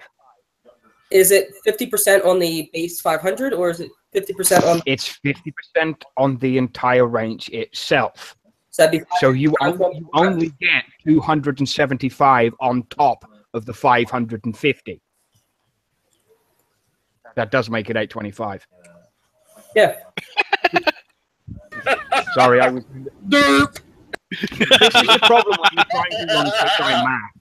This is why I kick-sign math, you have to figure is it cumulative or additive, and when you're trying to do both answers are correct. That's the fucking everybody problem. also take into account it's like 3 in the morning where Phil is, so he's probably tired. No, it's not. It's 11 o'clock at night. You have no excuses then. It goes from fucking mouth. It goes from 825 to 6. That's only let's see, that minus 825. Dr. Phil, I only get 37 infamy and 7 honor from you, so I'm not gonna waste my 37. That thing is a level 27, man. It'll get fucking. It'll bubble if any of your shit sneezed on it. You know what I was so angry about? I got into previews last night, and I was hoping to God I could max my freaking my war rig so I could use my Omega parts that Anton helped me get with the Anton Airlines up, and they took my parts away from me. I was so pissed off. Before we go into the math, Hunter, I just want to say something real quick. Hunter pointed out in YouTube chat, and we've all forgotten it. Spartans are 100 space, whereas the libs are 60 space. So you can't have as many Spartans in your towers as you can liberators. Correct. That's what I wanted to say. Good going, Hunter. Isn't it? Thanks for the info. Yep, forgot about it. So that will reduce the amount of damage you can do in a few seconds time by having 4 libs in your bunkers. In fact, you could have 5 you could have 5 libs for 3 Spartans. Yep. Yeah, you can only have 5 Spartans in a max bunker. That's not a lot. That's not. And you can have what, 9 liberators? Yeah. And I mean, I guess it's one of those balance things, but oh, hey Soviet, welcome to the show. What? Wrong Frank. So I think wrong Soviets. Frank, wrong Frank. That's not Soviet. That's not Soviet Union. Oh, wrong Frank. I think that's Farm Commander. But that very true, Dediking. Let's wrap this up. Let's wrap this up with the Sentinels and all of their stuff as well. So the last, of course, infantry in there is the Acolyte with all factions have a way to capitalize on the factions traits on defense, so required to the Acolytes, again, the natural ability to now target missiles, which makes using PKs in the event useless. Yeah. Because you know this Kickside gives, Kickside takes. Yes. Yes, they do. Yeah. That kind of screws my ability of doing the fucking Sentinel 100 bases now. Fuck. Yup. I mean, I can map it to death, but that would take a little bit longer and a lot more fucking res. Yeah. Use your blood thorium tokens to build mavs. I can't, since I can't hold 100 million thorium yet. Oh. I can hold 101 million thorium. I'm at 76 million right now. It's just a public service announcement. Start upgrading your thorium so you can get 100 million, everybody. Yeah, that's not a bad public service announcement, to be honest. But we'll rack on with the Purifier, and by accentuating the Purifier's Alpha Strike and the ability to target small arms. I wonder who else I pissed off. No, I'm good. By accentuating the Purifier's Alpha Strike and the ability to target small arms, also playing up weaknesses appropriate for a burst unit, the Purifier now better exemplifies its role as a tank and a devastating burst attacker. WT, when you write these posts, you've got to...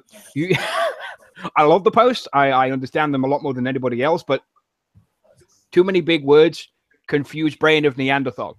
He knows who I'm referring to in that particular frame of reference. It confuses Wolfie. There, I said it. Anything, a word more than 5 letters long. And shout out to Words with Friends. Shut up. So the Purifier now better exemplifies its role as both a tank and a devastating burst attacker. Damage increased to 750k from 450k. Yeah. Ardra's level 1 damage increased to 750k from 450k. Holy fuck. Ouch. Charge up time 1.5 seconds Nice, Wolf. from 0.75 seconds.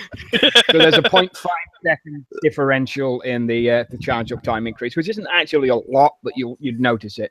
And of course, Ardra's charge up time is increased to 1.25 seconds from 0.75 as well.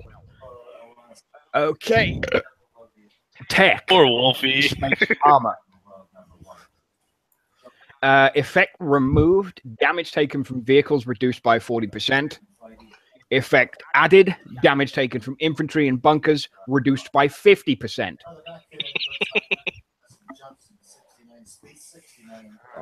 Just because you said that, and that's a banned word, you can go in timeout for 5 minutes. So that is the change for the Sentinel event, the Sentinel stuff. Not a lot changed on the Acolyte other than the ability to target missiles, and the increased damage to the Purifier, as well as the increased charge up time for the Purifiers and Ardra, and the change to the Space Armor. In fact, I've got nothing to complain about there. And if he's PM me QI Venom, you're a dead man. It's Godscope that actually said it. Yeah. Shut up, Dama. Oh, you're getting a fuck you, Godscope. Fuck you. Fuck you, you motherfucker. It was so funny. You're a bitch. Hey, I have to say, Fear the Peel, he gave me the spot back, so. Oh, that's good. That's good. That's good. I think he gave you the spot back for the shout that he got shouted down by everyone on the panel and a bunch of people in YouTube at the same time. All good, man. But yeah, I mean, I honestly the change to the Sentinels I don't have a problem with whatsoever. Jeez. Not what everything that's been done there is acceptable and good. Yeah, I'm happy. There's only one. It's only one change I don't like. Out of the entire lot, is the one change I don't like at all. Is that the range bonus reduced to 25? It's the only one I have a problem with. It's the only issue it's the only one I have a problem with. That should stay as is. But even with the change, is anybody going to change from Liberators to Spartans and their bunkers? I'll be doing testing because, like I said, if you're a Corpus faction, I would highly recommend putting Spartans in your bunkers once this update comes live. If you're not the Corpus faction, keep your Liberators. But this benefits people in the Corpus faction because now with the Spartans in our bunkers, we get that adaptive defenses boost. Which is the boost you'll want. Going into the this war thingy, nobody's going to be sitting there using skill and like trying to bait bunkers and all that because you ain't going to have time to. And so Spartans will be good because people are just going to want to bum rush the base, and so then the Spartans will hit. Like people are going to be bum rushing with the old quote Inferno tune, Inferno Growler Legion Hydra. It's always a big pop-up. It's always gonna be now. It's gonna be a War Rig tune, War Rig, Jug, War Rig, Jug, Ardra, the whole fucking shebang. Heck, Purifiers, even that legendary Mega Tank's got 6 million health now. Wait for the fucking blackout in a couple of weeks. You know people are gonna coin that shit straight out, and you'll have Blackout, Herald, Jug, Ardra, War Rig. I don't know if you could fit all that in the 3K space you have during an attack, but you might as well stop defending your base because with those kind of units, you're going to be flattened. I mean, enjoy the day and a half of repairs that'll come with it. Crying out loud. Well, see, the corners don't worry about it. They worry about the coin, but they just instant. Scooby was in a sector today. Hit someone. The person that he hit asked how much was his repairs. Scooby said 1 second. And the guy goes, I guess he doesn't know Scooby. He says, You're lying and all this other crap. And Scooby was, yeah, it was a 1 second repair. It is a 1 second repair because Scooby won't. He doesn't do it like the rest of us. When Scooby repairs something, he doesn't do it like the rest of us. We start the repair, we go into the platoon manager, and then coin the repair. Scooby does it on the home screen. I've watched him do it because he always makes the joke of just don't watch my screen, just look away for a minute, and then I just sat there and just sort of held my head in my hands while he hits the gold button. Not the repair, not the start repair. He will straight out hit the gold button. Because he is that kind of guy. I'm gonna screen share something with Ardra if I can. It's with Ardra in the preview server. Mm-hmm. I think this will be very interesting. Hold up. I just while we were talking about Scooby, I did a test myself. I'm not gonna say anything. I'm just gonna show it so you guys can see my screen. Correct? Yes. This is a level 32 O-Jug versus an unteched Ardra. I did not realize she was unteched. All of the tech in the preview server was removed to remove the workshop pack. It was his workshop hack. Oh yeah, my workshop. Everybody in the preview server had the workshop removed. Let's not do 2 jugs. Well, she probably could take 2 jugs, but I don't know why that came up too when I put 1. But rewind. Try again. Yep, take 2. The worst thing about Ardra is she is shockable. I was wondering why my Ardra looked different because I pulled out Ardra and I'm like, she looks different because I have the gold paint on it. Don't put the tech on her. Run the test, then put the tech back on. That's what I'm doing. Yeah. You have all of her techs for Ardra, don't you? I do. Well, not all the metal. Not all the metal stuff, but you know the old stuff. So look, this is plain Ardra versus an Omega Juggernaut, level 32. Round 1, round 2, fight. Look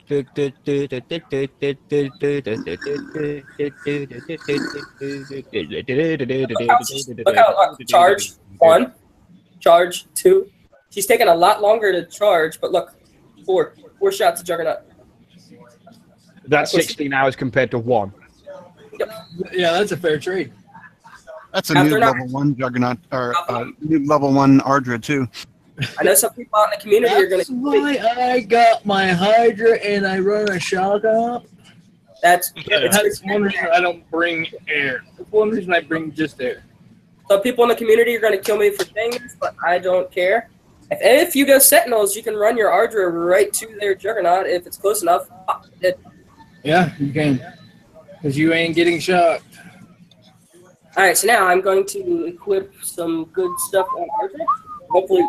Well, she doesn't have anything that would really boost. She could reduce the charge time. She does have tech that reduces the charge time. Yeah. The armor ain't going to matter. Bug shot's just going to annihilate her. Alright, so we have infantry and bunkers. Nope. Let's see what we got here. Mine, bunkers, the combo. That ain't going to do nothing. Let's see. We got charge time. Last end defender, so we'll do charge time. Minus 20 from the H-core inductor.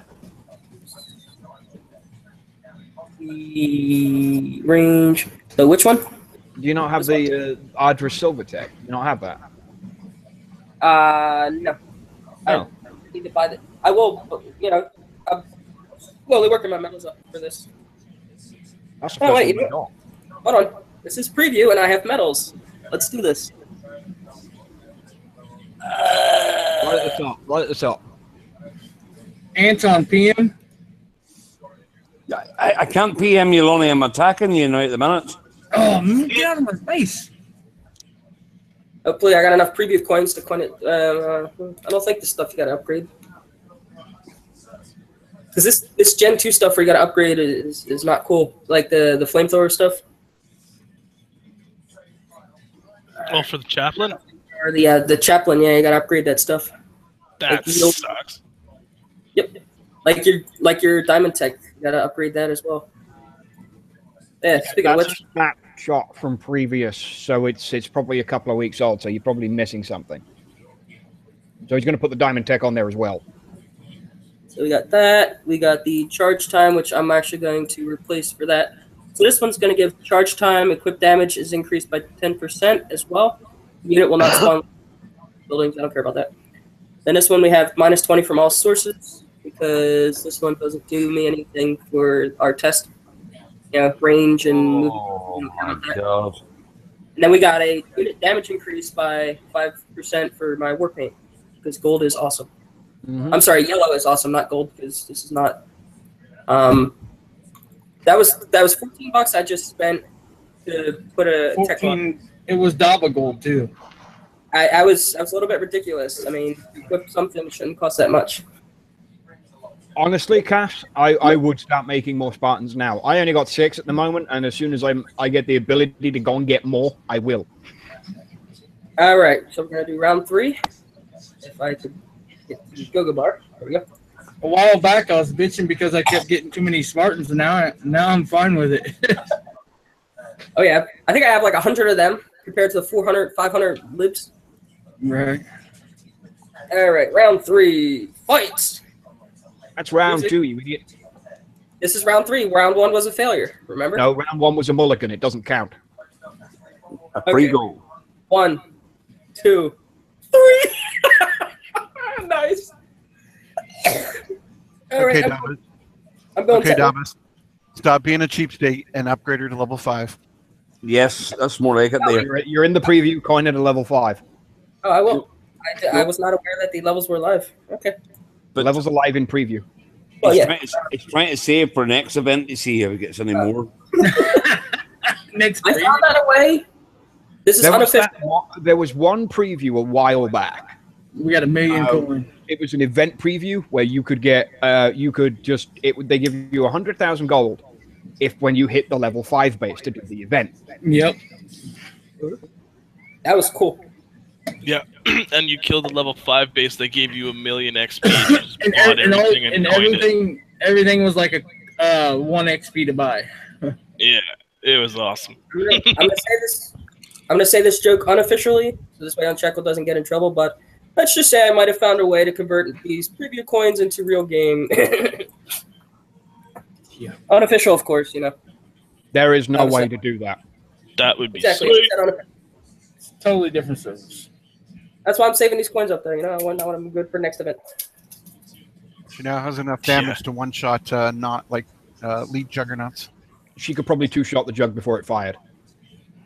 That's funny, Ardra is level 5. I will show this in my tech center. Daba's got less gold on his preview account than he does on his main. So do I. I can't read the damage out on her. That's 1.4 million. Yeah, 1.411 million. Hang on. 14 million health. 14 million health. I'll make this YouTube friendly. Christ alive. Yeah, that's a 200% damage increase and health increase. Now run that test again. Not the damage, but now she's max. Run that test again. Oh, now he's doing a fucking PowerPoint. Oh, fucking hell. I'm just making this stuff. Go away. I just restarted my computer, everyone on YouTube. So I refreshed Windows. So yeah, I gotta activate that at some point. Put in a stupid product key code. That's that's the platinum level, but, Ardra. You can actually get to diamond with all her metal tech that Darba doesn't have. It's got 2.2 Darba. 14.2 million health, same rate. 1.411 million DPS, 375 in power. That's 1.4 million damage. Now, damage per shot,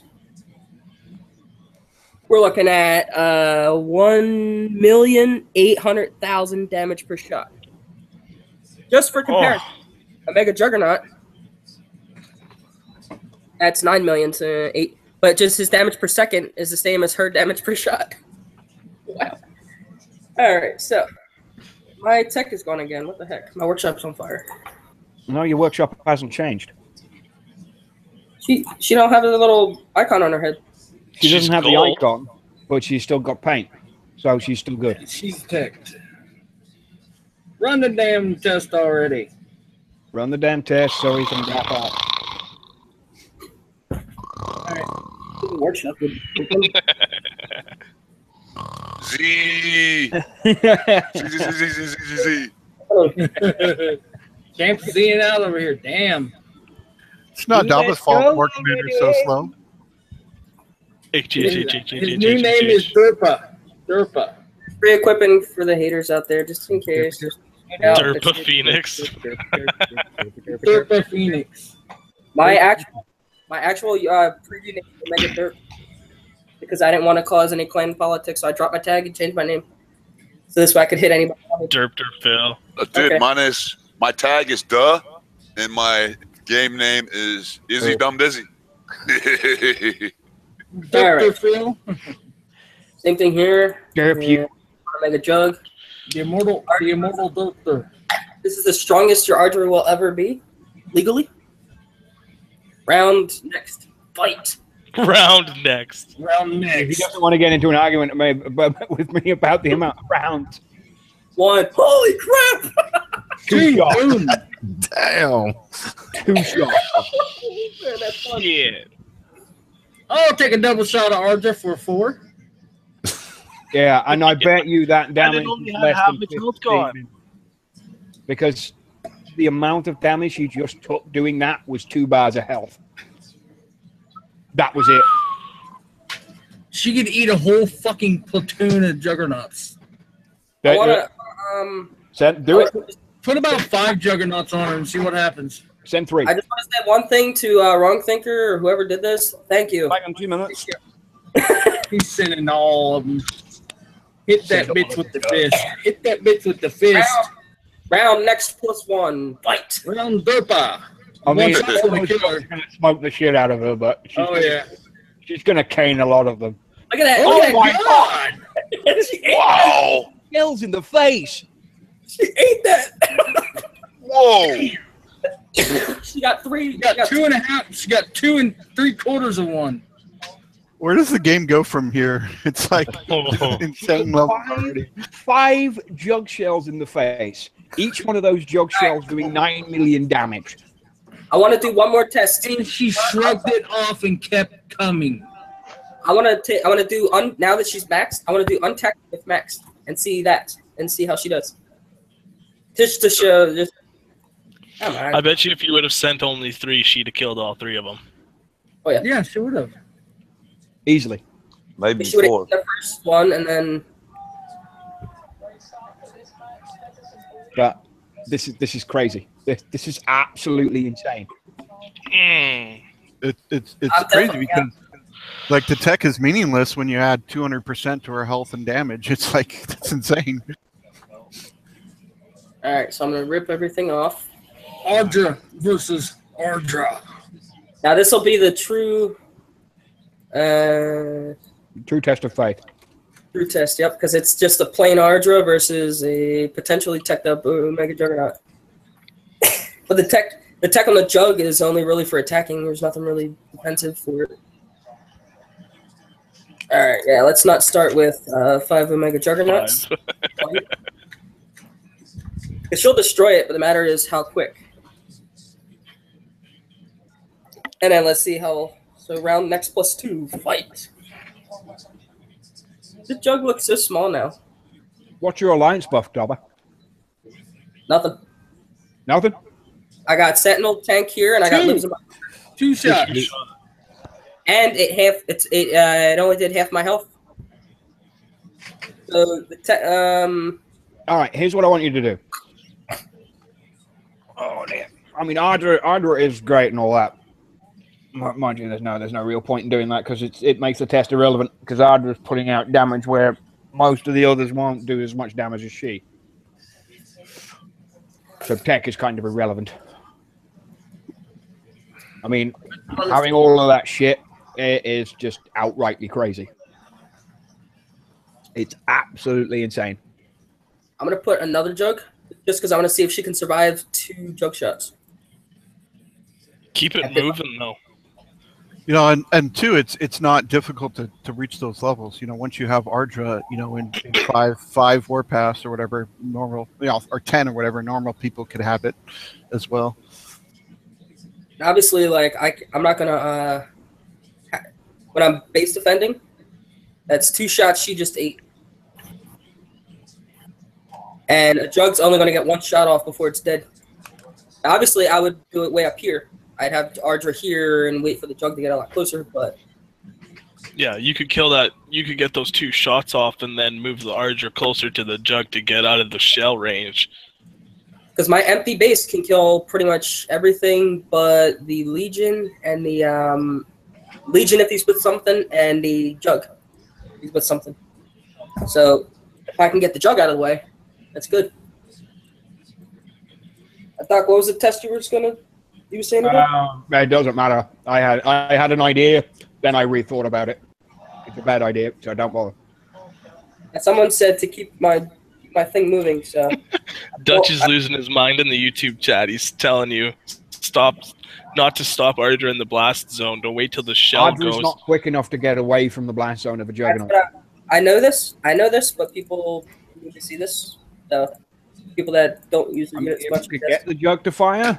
And then Yeah, get the jug to fire and keep moving. Like put Ardra in a straight line right to the Juggernaut now.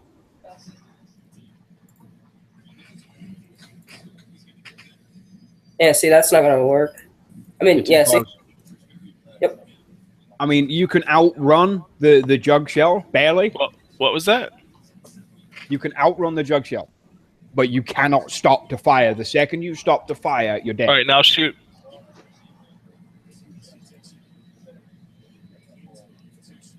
You missed the first one. Missed you completely. The first one missed. The second one didn't because he stopped to fire.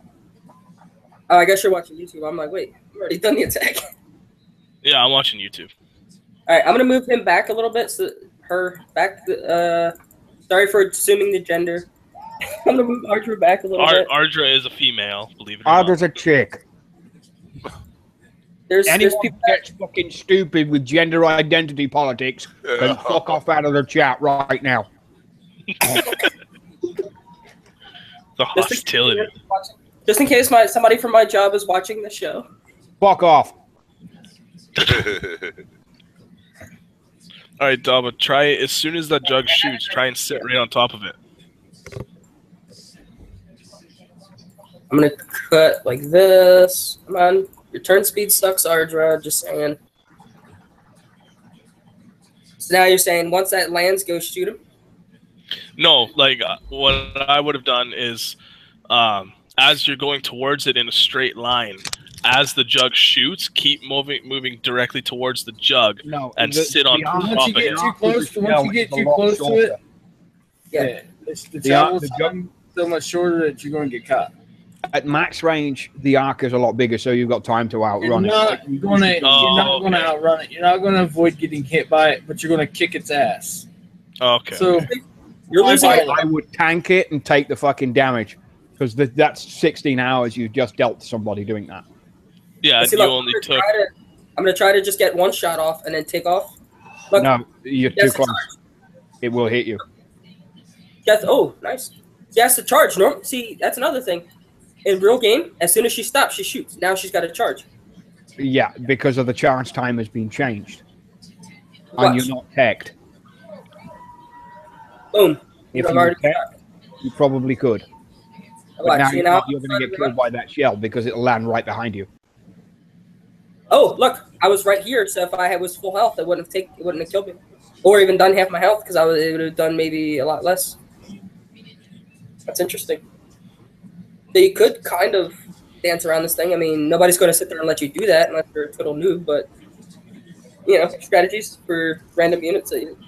I was using an ERM to dance around a rocket buggy one time, a few days ago, on my low-level account. Because the rocket buggy arcs on a shot, and so if you can do it right, one ERM can take out a rocket buggy. People in YouTube chat are saying don't flank it, just go straight. Just go straight in. Just go straight in, tank the damage, you're good. Did they not? Did they miss the very first test that we did? I'll do it again. Well, they're saying like where the shell lands, there's a little spot. If you keep going and you almost sit right on top of the juggernaut, you'll be out of that range by the time it hits the ground. Yep, we gotta. I'm not saying it'll work or not. I'm just saying that's what they're calling for in chat. Yep, that's fine. If you show them that it doesn't work, it'll shut them up. I would quite happily like to see that happen because they're calling for stuff that isn't going to happen. If you're going to hit the jug, it's going to take time to do so.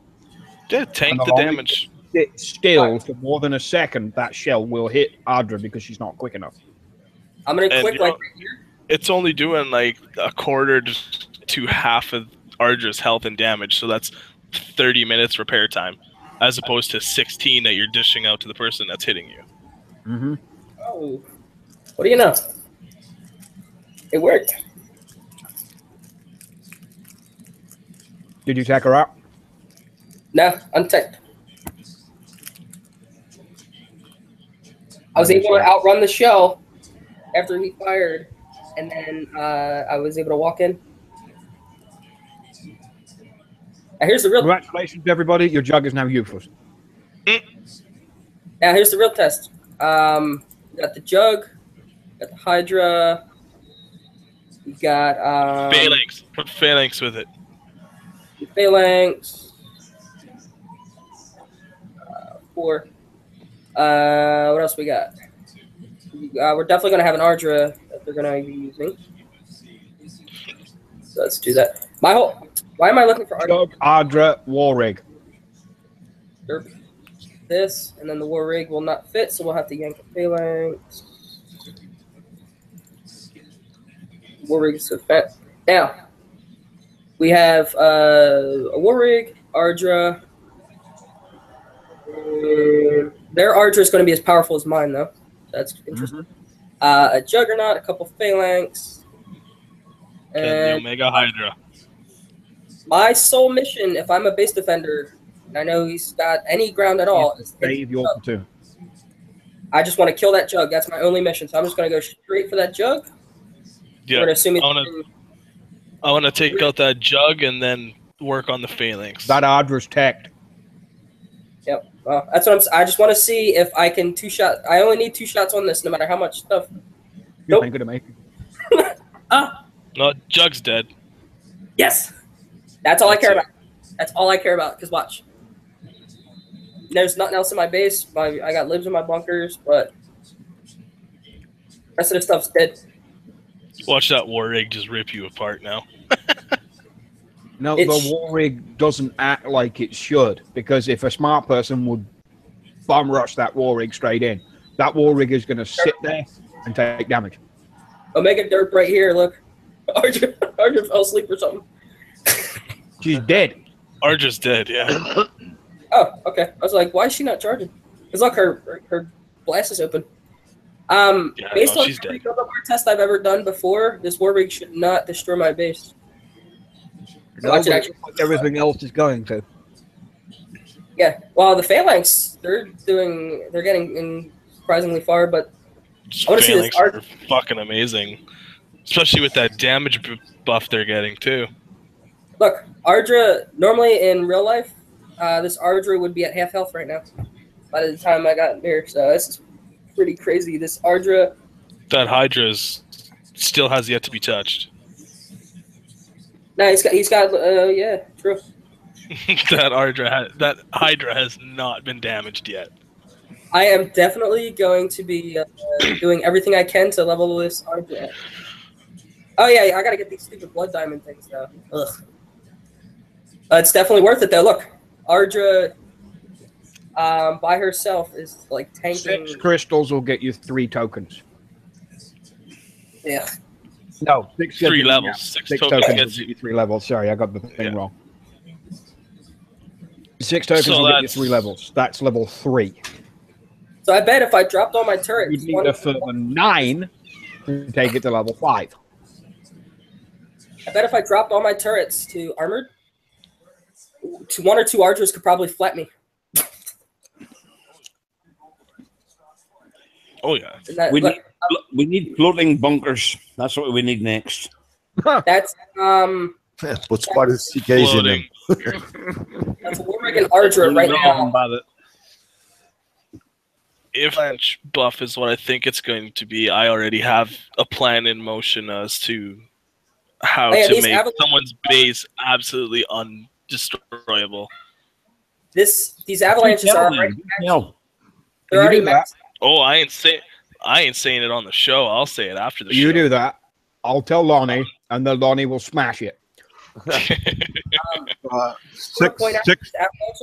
are max damage. They're putting out max damage right now because they've already been firing for well over 20 seconds. And look, they're not doing anything to these.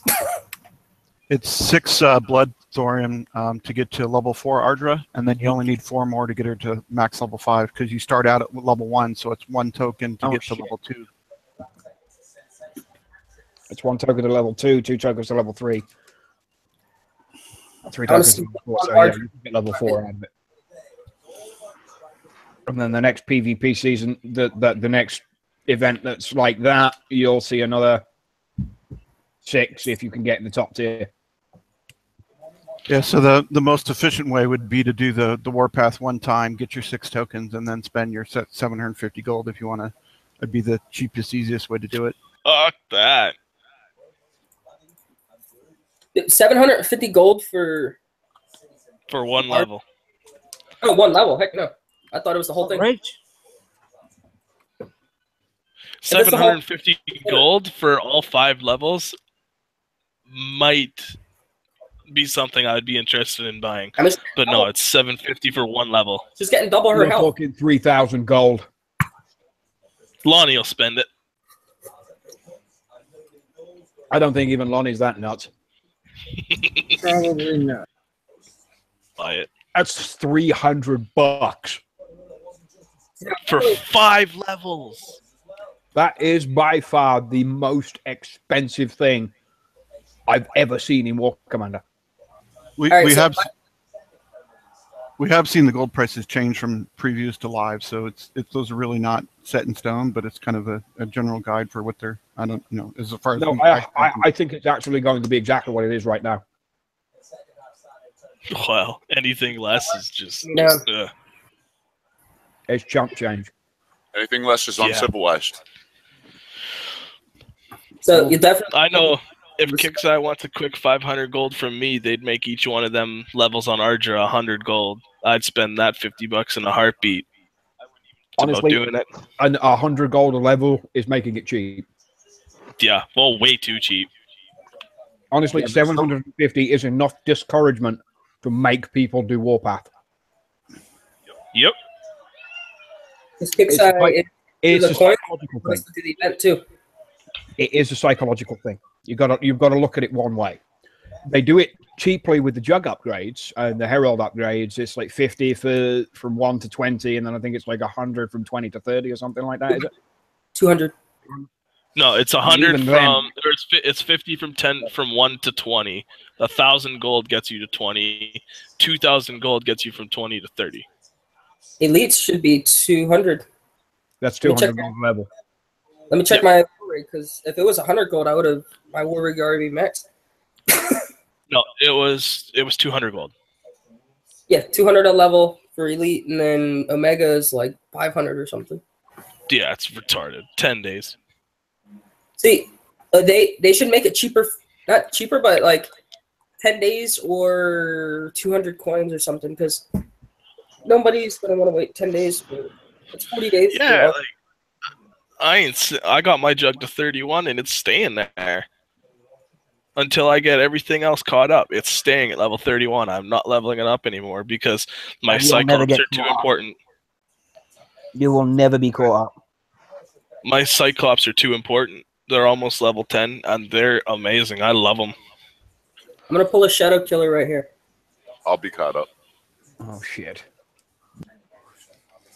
Shadow Killer always takes a unit, generally, throws it into some base that's way overpowered for said unit, just for craps and giggles, just to see what it'll do. For science. He did that with the libs. For science. Absolutely for science. So since this is not live. On game. Let's see what this does against one of them VK80s. All right, well, let Dobber do the VK80s. We'll wrap this up and get some shout-outs done after. Like I say, we could multitask. The viewers can watch while we do shout-outs if you want. This way we don't have to tie up. Yeah, we'll let you get the shit done first. I'm going to tell you right now, the Ardra is not going to clear an 80 by itself because there's floating platforms. Yeah, but I want to see if it can clear all the ground stuff just with Ardra. Because if so, every hour I'm going to be getting 1 million thorium. Just saying. With 12 million health, I would hope so. With 12 million health, it's 14. If she can't pull an 80 out of her ass, just that alone.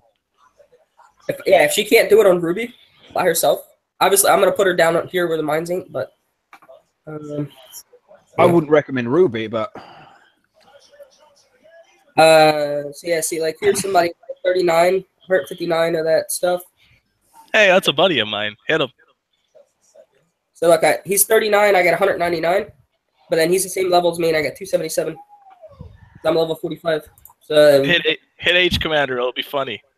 Then here's a level. I thought that was a level 3 up there. He's actually probably watching the show right now. You can hit him after the show. I can't be asked dealing with that shit now. Do the 80. I'll put anybody. All right, my map would let me. Too bad the chat's not working. You could flatten him and say Godscope says hi. I don't do chat commander like that. I keep chat off. I'm flattening everybody in the preview. It's funny as hell. The world chat doesn't work in the preview anyways.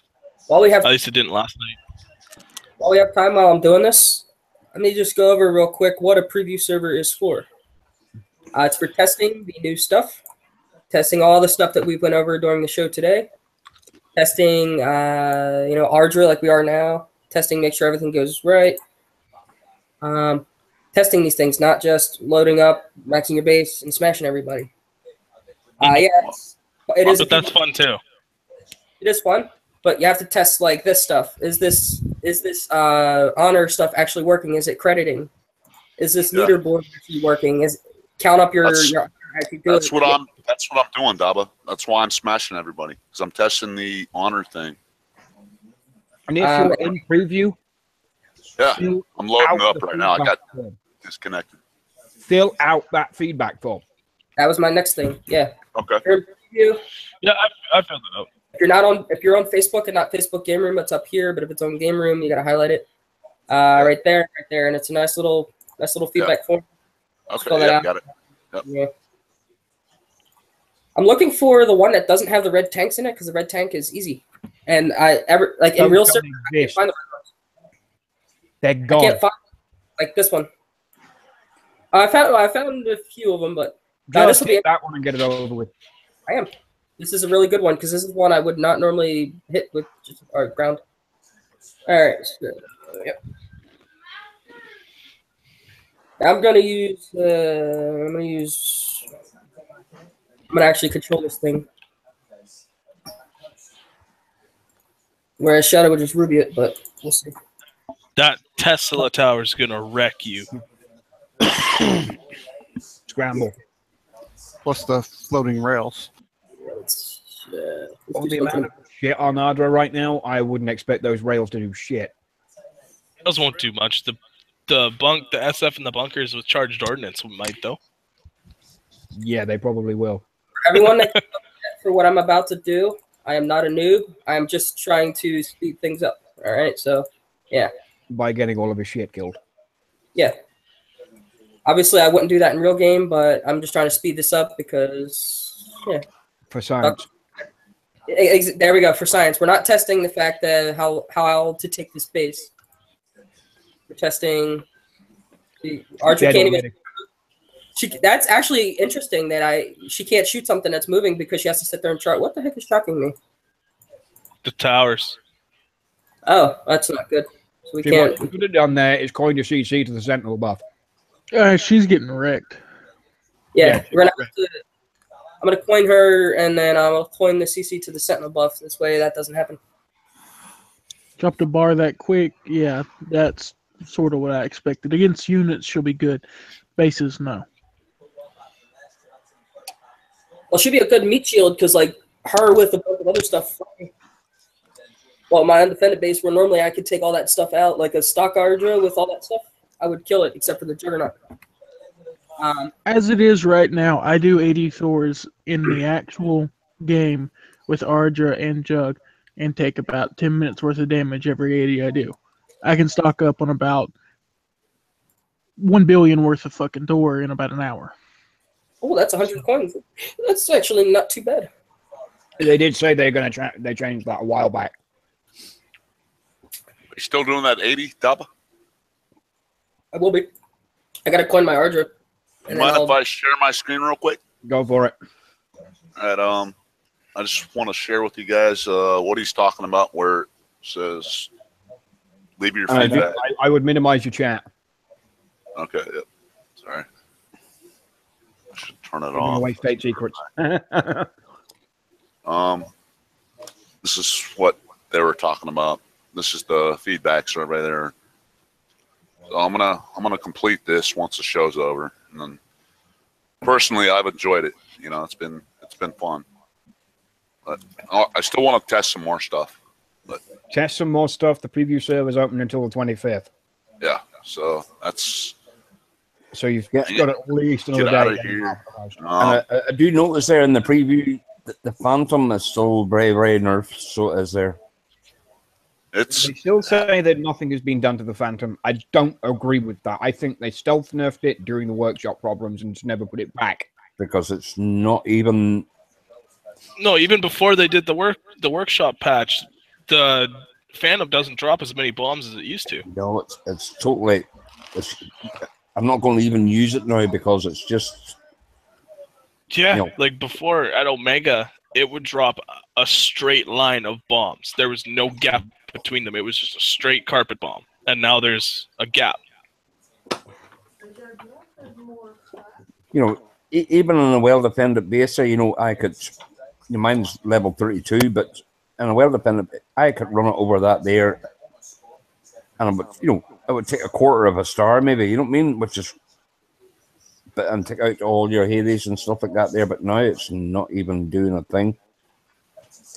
I know if you got the Corpus buff, it's not going to take out the Hades and that there, but it's just dies immediately.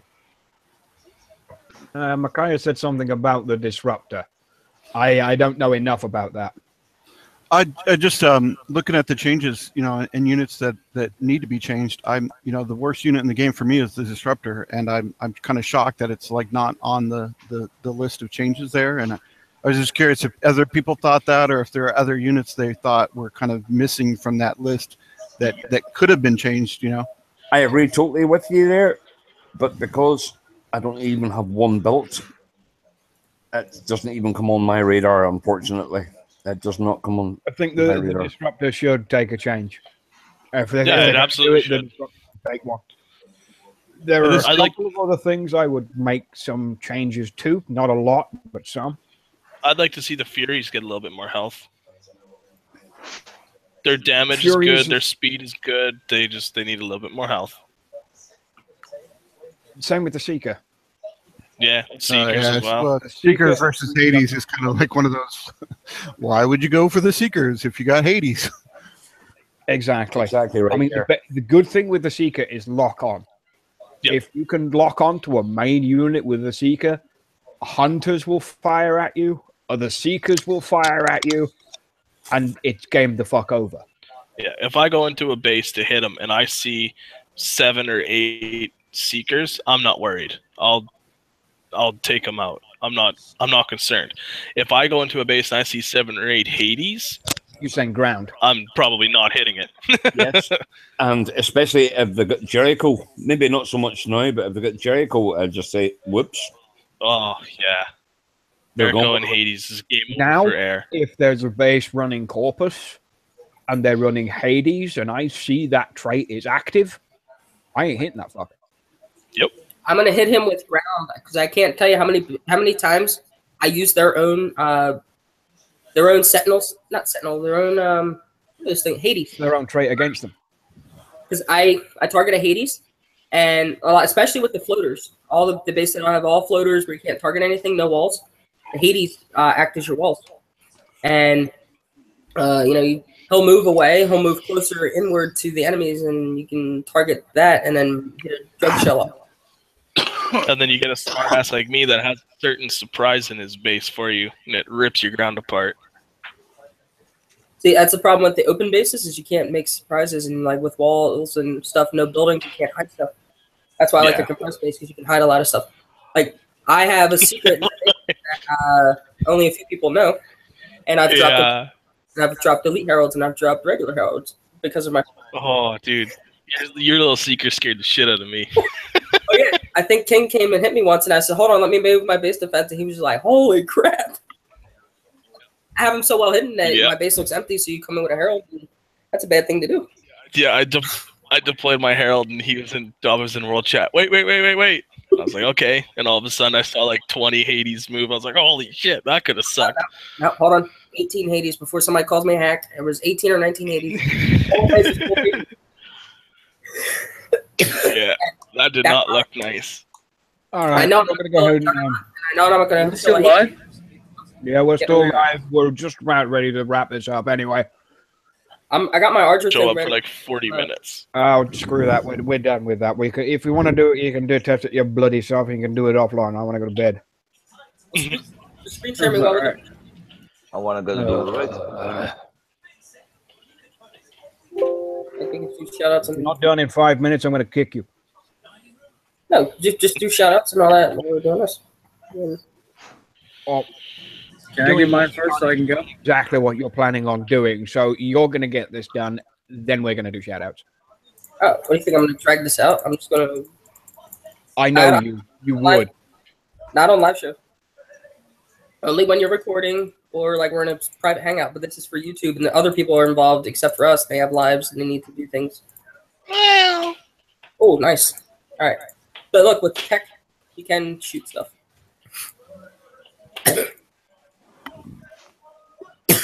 No, she It's really taking an absolute beating.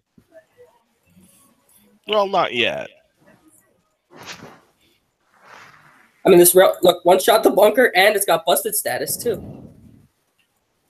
All right, so let's kill the power. So this way, that'll slow that down. I'm just gonna go for the important stuff because he's going. They're not gonna do anything to me. You're being mauled by a BFG. Yeah, those BFGs are kicking your ass. Yeah, really? Okay, we can make them disappear. Poof.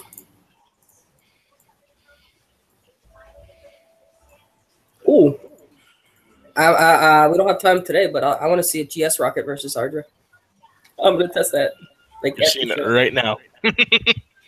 Oh, no, GS is winning. regular. Jesus, Daba. I'm talking about the Achilles. All right, actually, I want to see if I can make this base Herald friendly. Now that's Well, yeah. You could go through with your Ardra, kill all the Tempests and everything like that, and then just air it. boom. There you go. This is Herald friendly now at this point, and Knock the radio towers, come in with your shredder, Dean of the fucking hunter, and then herald the bastard. no, I would just absorb the damage from this and do this every hour. Get 50 million an hour. That is so worth it. That is so worth it. I'm actually going to be trying this with my real Ardra in real life, just for science. I'm going to take out this thing first at Rogan, but cool. I like this. This is promising. Good job, Kixay. Okay, so it's we've done that. We've tested that. See if there's any more any last questions in the YouTube. Anybody? You got about 30 seconds. Otherwise, I'm cutting you motherfucker off. There's a free VK80 and preview if you can find it.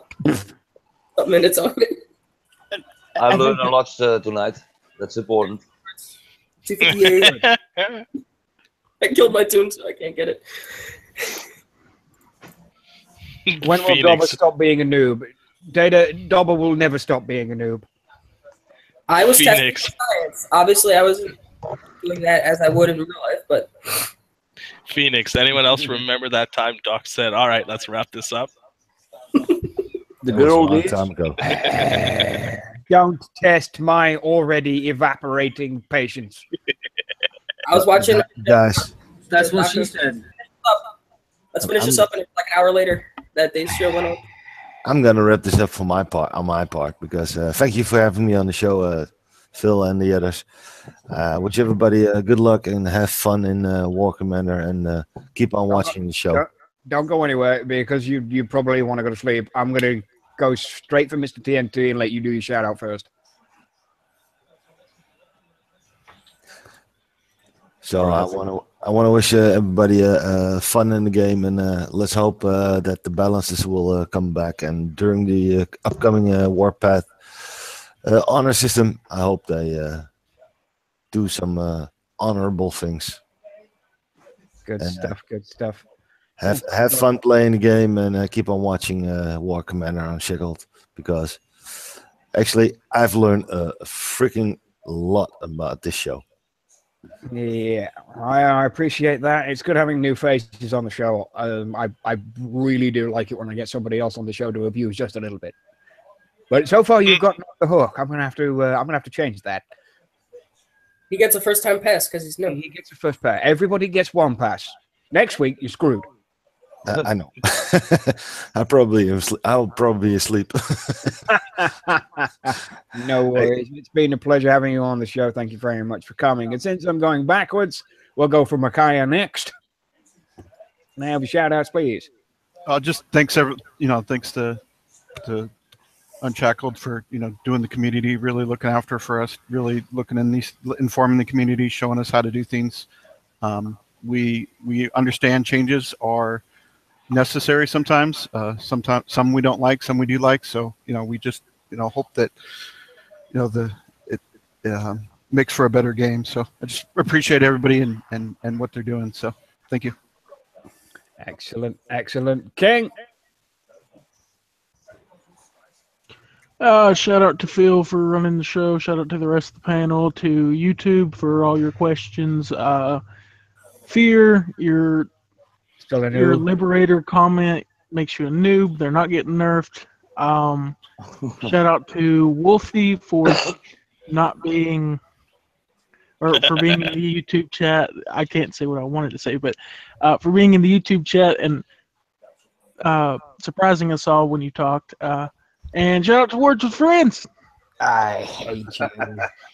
I hate you so much. Hey. Yeah. Can I have a shout out, my man? And check your PM, Phil. I'm going to spam you about another 30 times. Yeah, I see the fucking 13 PMs with fucking words in it. You son of a dickless bastard. There he goes again. Champ, can I have a shout out, please, my man? Yeah. Shout out to you, Dr. Phil. Thanks for having me on here, and shout out to the panel as usual, and shout out to RAAV. Nice. Cool clan. Big shout out to Kicksai. Thanks for giving us the preview, and I'm gonna continue testing, smashing bases as I usually do. It's been a fucking blast, man. I'm having a blast. I'm having fun. That's #1 fucking goal of the game, man. Fucking shout out to everyone, man. Thank you. Excellent stuff. Godscope, shout out, please. Shout out to the Kicksai staff for actually doing something good, in my opinion. So far, what I've seen from CM Chris, he seems like he's doing a pretty good job. I have nothing to complain about as it is. Shout out to Lady Warrior and Dutch for hanging out in the chat for as long as they have. Sector 16 and 12 for holding it down. And shout out to Phil for taking the time out of his busy vacation to throw this show together for everybody to watch and try and, get as much information across, get as much feedback as we possibly can, because important ears are going to be watching the show if they aren't already watching it. I would very much agree. Jack, can I have a shout out, please, buddy? Yeah, that can. First time, thanks for everything. I learned a lot. I'm glad to be here in the show today. I hope it's going to be better into the game.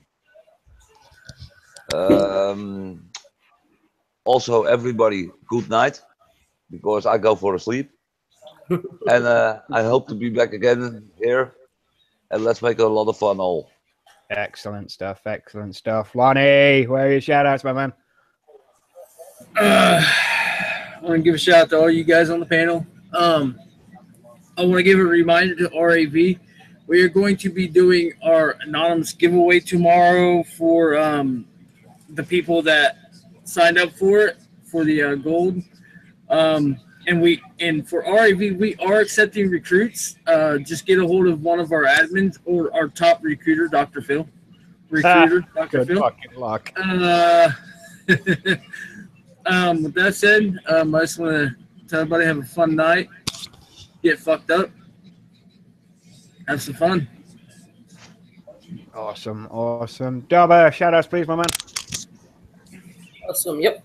So I want to give a shout out to the new CM, the interim CM. I PM'd him.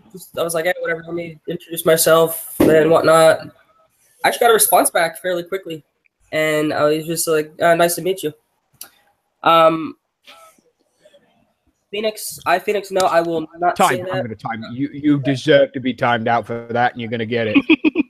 I gave him one when we first started the show for saying that stupid shit. Just for everyone watching, Phoenix asked if I could put a shout out for him, and he said something that we don't say on the show. So, anyways, so I shall continue.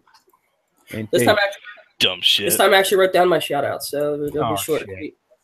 No, it's short and sweet. Shout out to Ardra for being such a warrior in the Battle of War Commander, and shout out to Wrong Thinker and everyone involved in making her such. For Dutch had commented in YouTube that to keep my Ardra moving because the railgun was shooting. So I just want to let him know that the railgun hits me no matter what.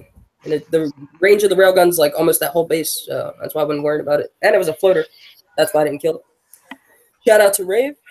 Shout out to the panel and everyone out on YouTube. Shout out to Shadow. I have a challenge for everyone in the community. We need to get Shadow back before the zombie event, even a few weeks before the zombie event, because we need him to start upgrading his units and stuff to get ready for that. So your mission, should you choose to accept it, is to get him back. Will you accept this mission? If everybody sends him 50 gold, if everybody's doing that, if everybody sends him 50 gold, he'll come back. All right, can you start with that and just verify that? Pardon? Godscope, can you send Shadow the first 50 gold just to make sure he's actually keeping his word? Yeah, for sure. All right, you heard it. You're live on YouTube. Godscope's going to send 50 gold. Shadow. You're doing the Shadow. It's in the mail. It's Dobber gold. Is it you done, Dobber? Oh yeah, and shout out for Doc for putting up with all of us and all these nasty comments people are saying about certain games that we don't mention on Unshackled. Anton, you're the last guy on the list. Can I have a shout out, please, my friend? Yep. Nobody. Thank you very much for the invite again. There, thanks to Dr. Pill and all on YouTube and Sector 116 we're in there, and Rav and Lonnie and Aaron for steering us the right way. And again, I'm going to thank Kixeye a little bit there. I'll give them 7 out of 10 for this proposed updates and that there. I think we need a few tweaks and that there, so we do there. And I think we got a lot of new people coming on this panel, and I think it's going to be a little bit more fun. So I think if we can get fun back into the game rather than this toxic environment, I think it'll be a lot better for everybody, because everybody here, I don't even know what sector they're in, but we don't give a damn. You know what I mean? We're just a bunch of guys and dolls hanging out together, and that's the way the game should be played. It is. My final, my words for this evening are for the notes and Warpath. There are some things that can be adjusted, and I'll make sure that Wrong Tinker receives my thoughts a little later on, either today or tomorrow morning. And as for the proposed balance updates, there's only one thing that I disagreed with on the entire list. There are a couple more things that could be adjusted on a couple of other units, the Disruptors being one of them. I think there's another one in the list somewhere, the Seeker, that could be adjusted. And that's all I can come up with for that particular list. So I want to shout out to Wrong Thinker and the team for coming up with all of these changes and balances and a few other things, as well as, of course, my team, RAV, and of course, it's always appreciated just to sit in somewhere else for a while and enjoy just bullshitting in a hangout and a whole bunch of other shit besides. So I want to thank my panel for this evening, to everybody that's come in and come out and jumped in and jumped back out again, to all of the guys down in YouTube. Again, shut the fuck up. I'm going to fucking kick him because it's the last fucking 5 minutes of the show. Oh. Goodbye. Fucking ruined my fucking show, you son of a bitch. Oh, I'm serious. I kicked him. Sorry, Peel's left the building. Can I finish? Okay. I would like to go to sleep. So I'm going to have to fucking do that again. So I'm going to shout out to my panel for this evening, YouTube. I thank you very much for coming. I'll see you on Wednesday night, 7:30 p.m. Eastern Time. Thank you and good night.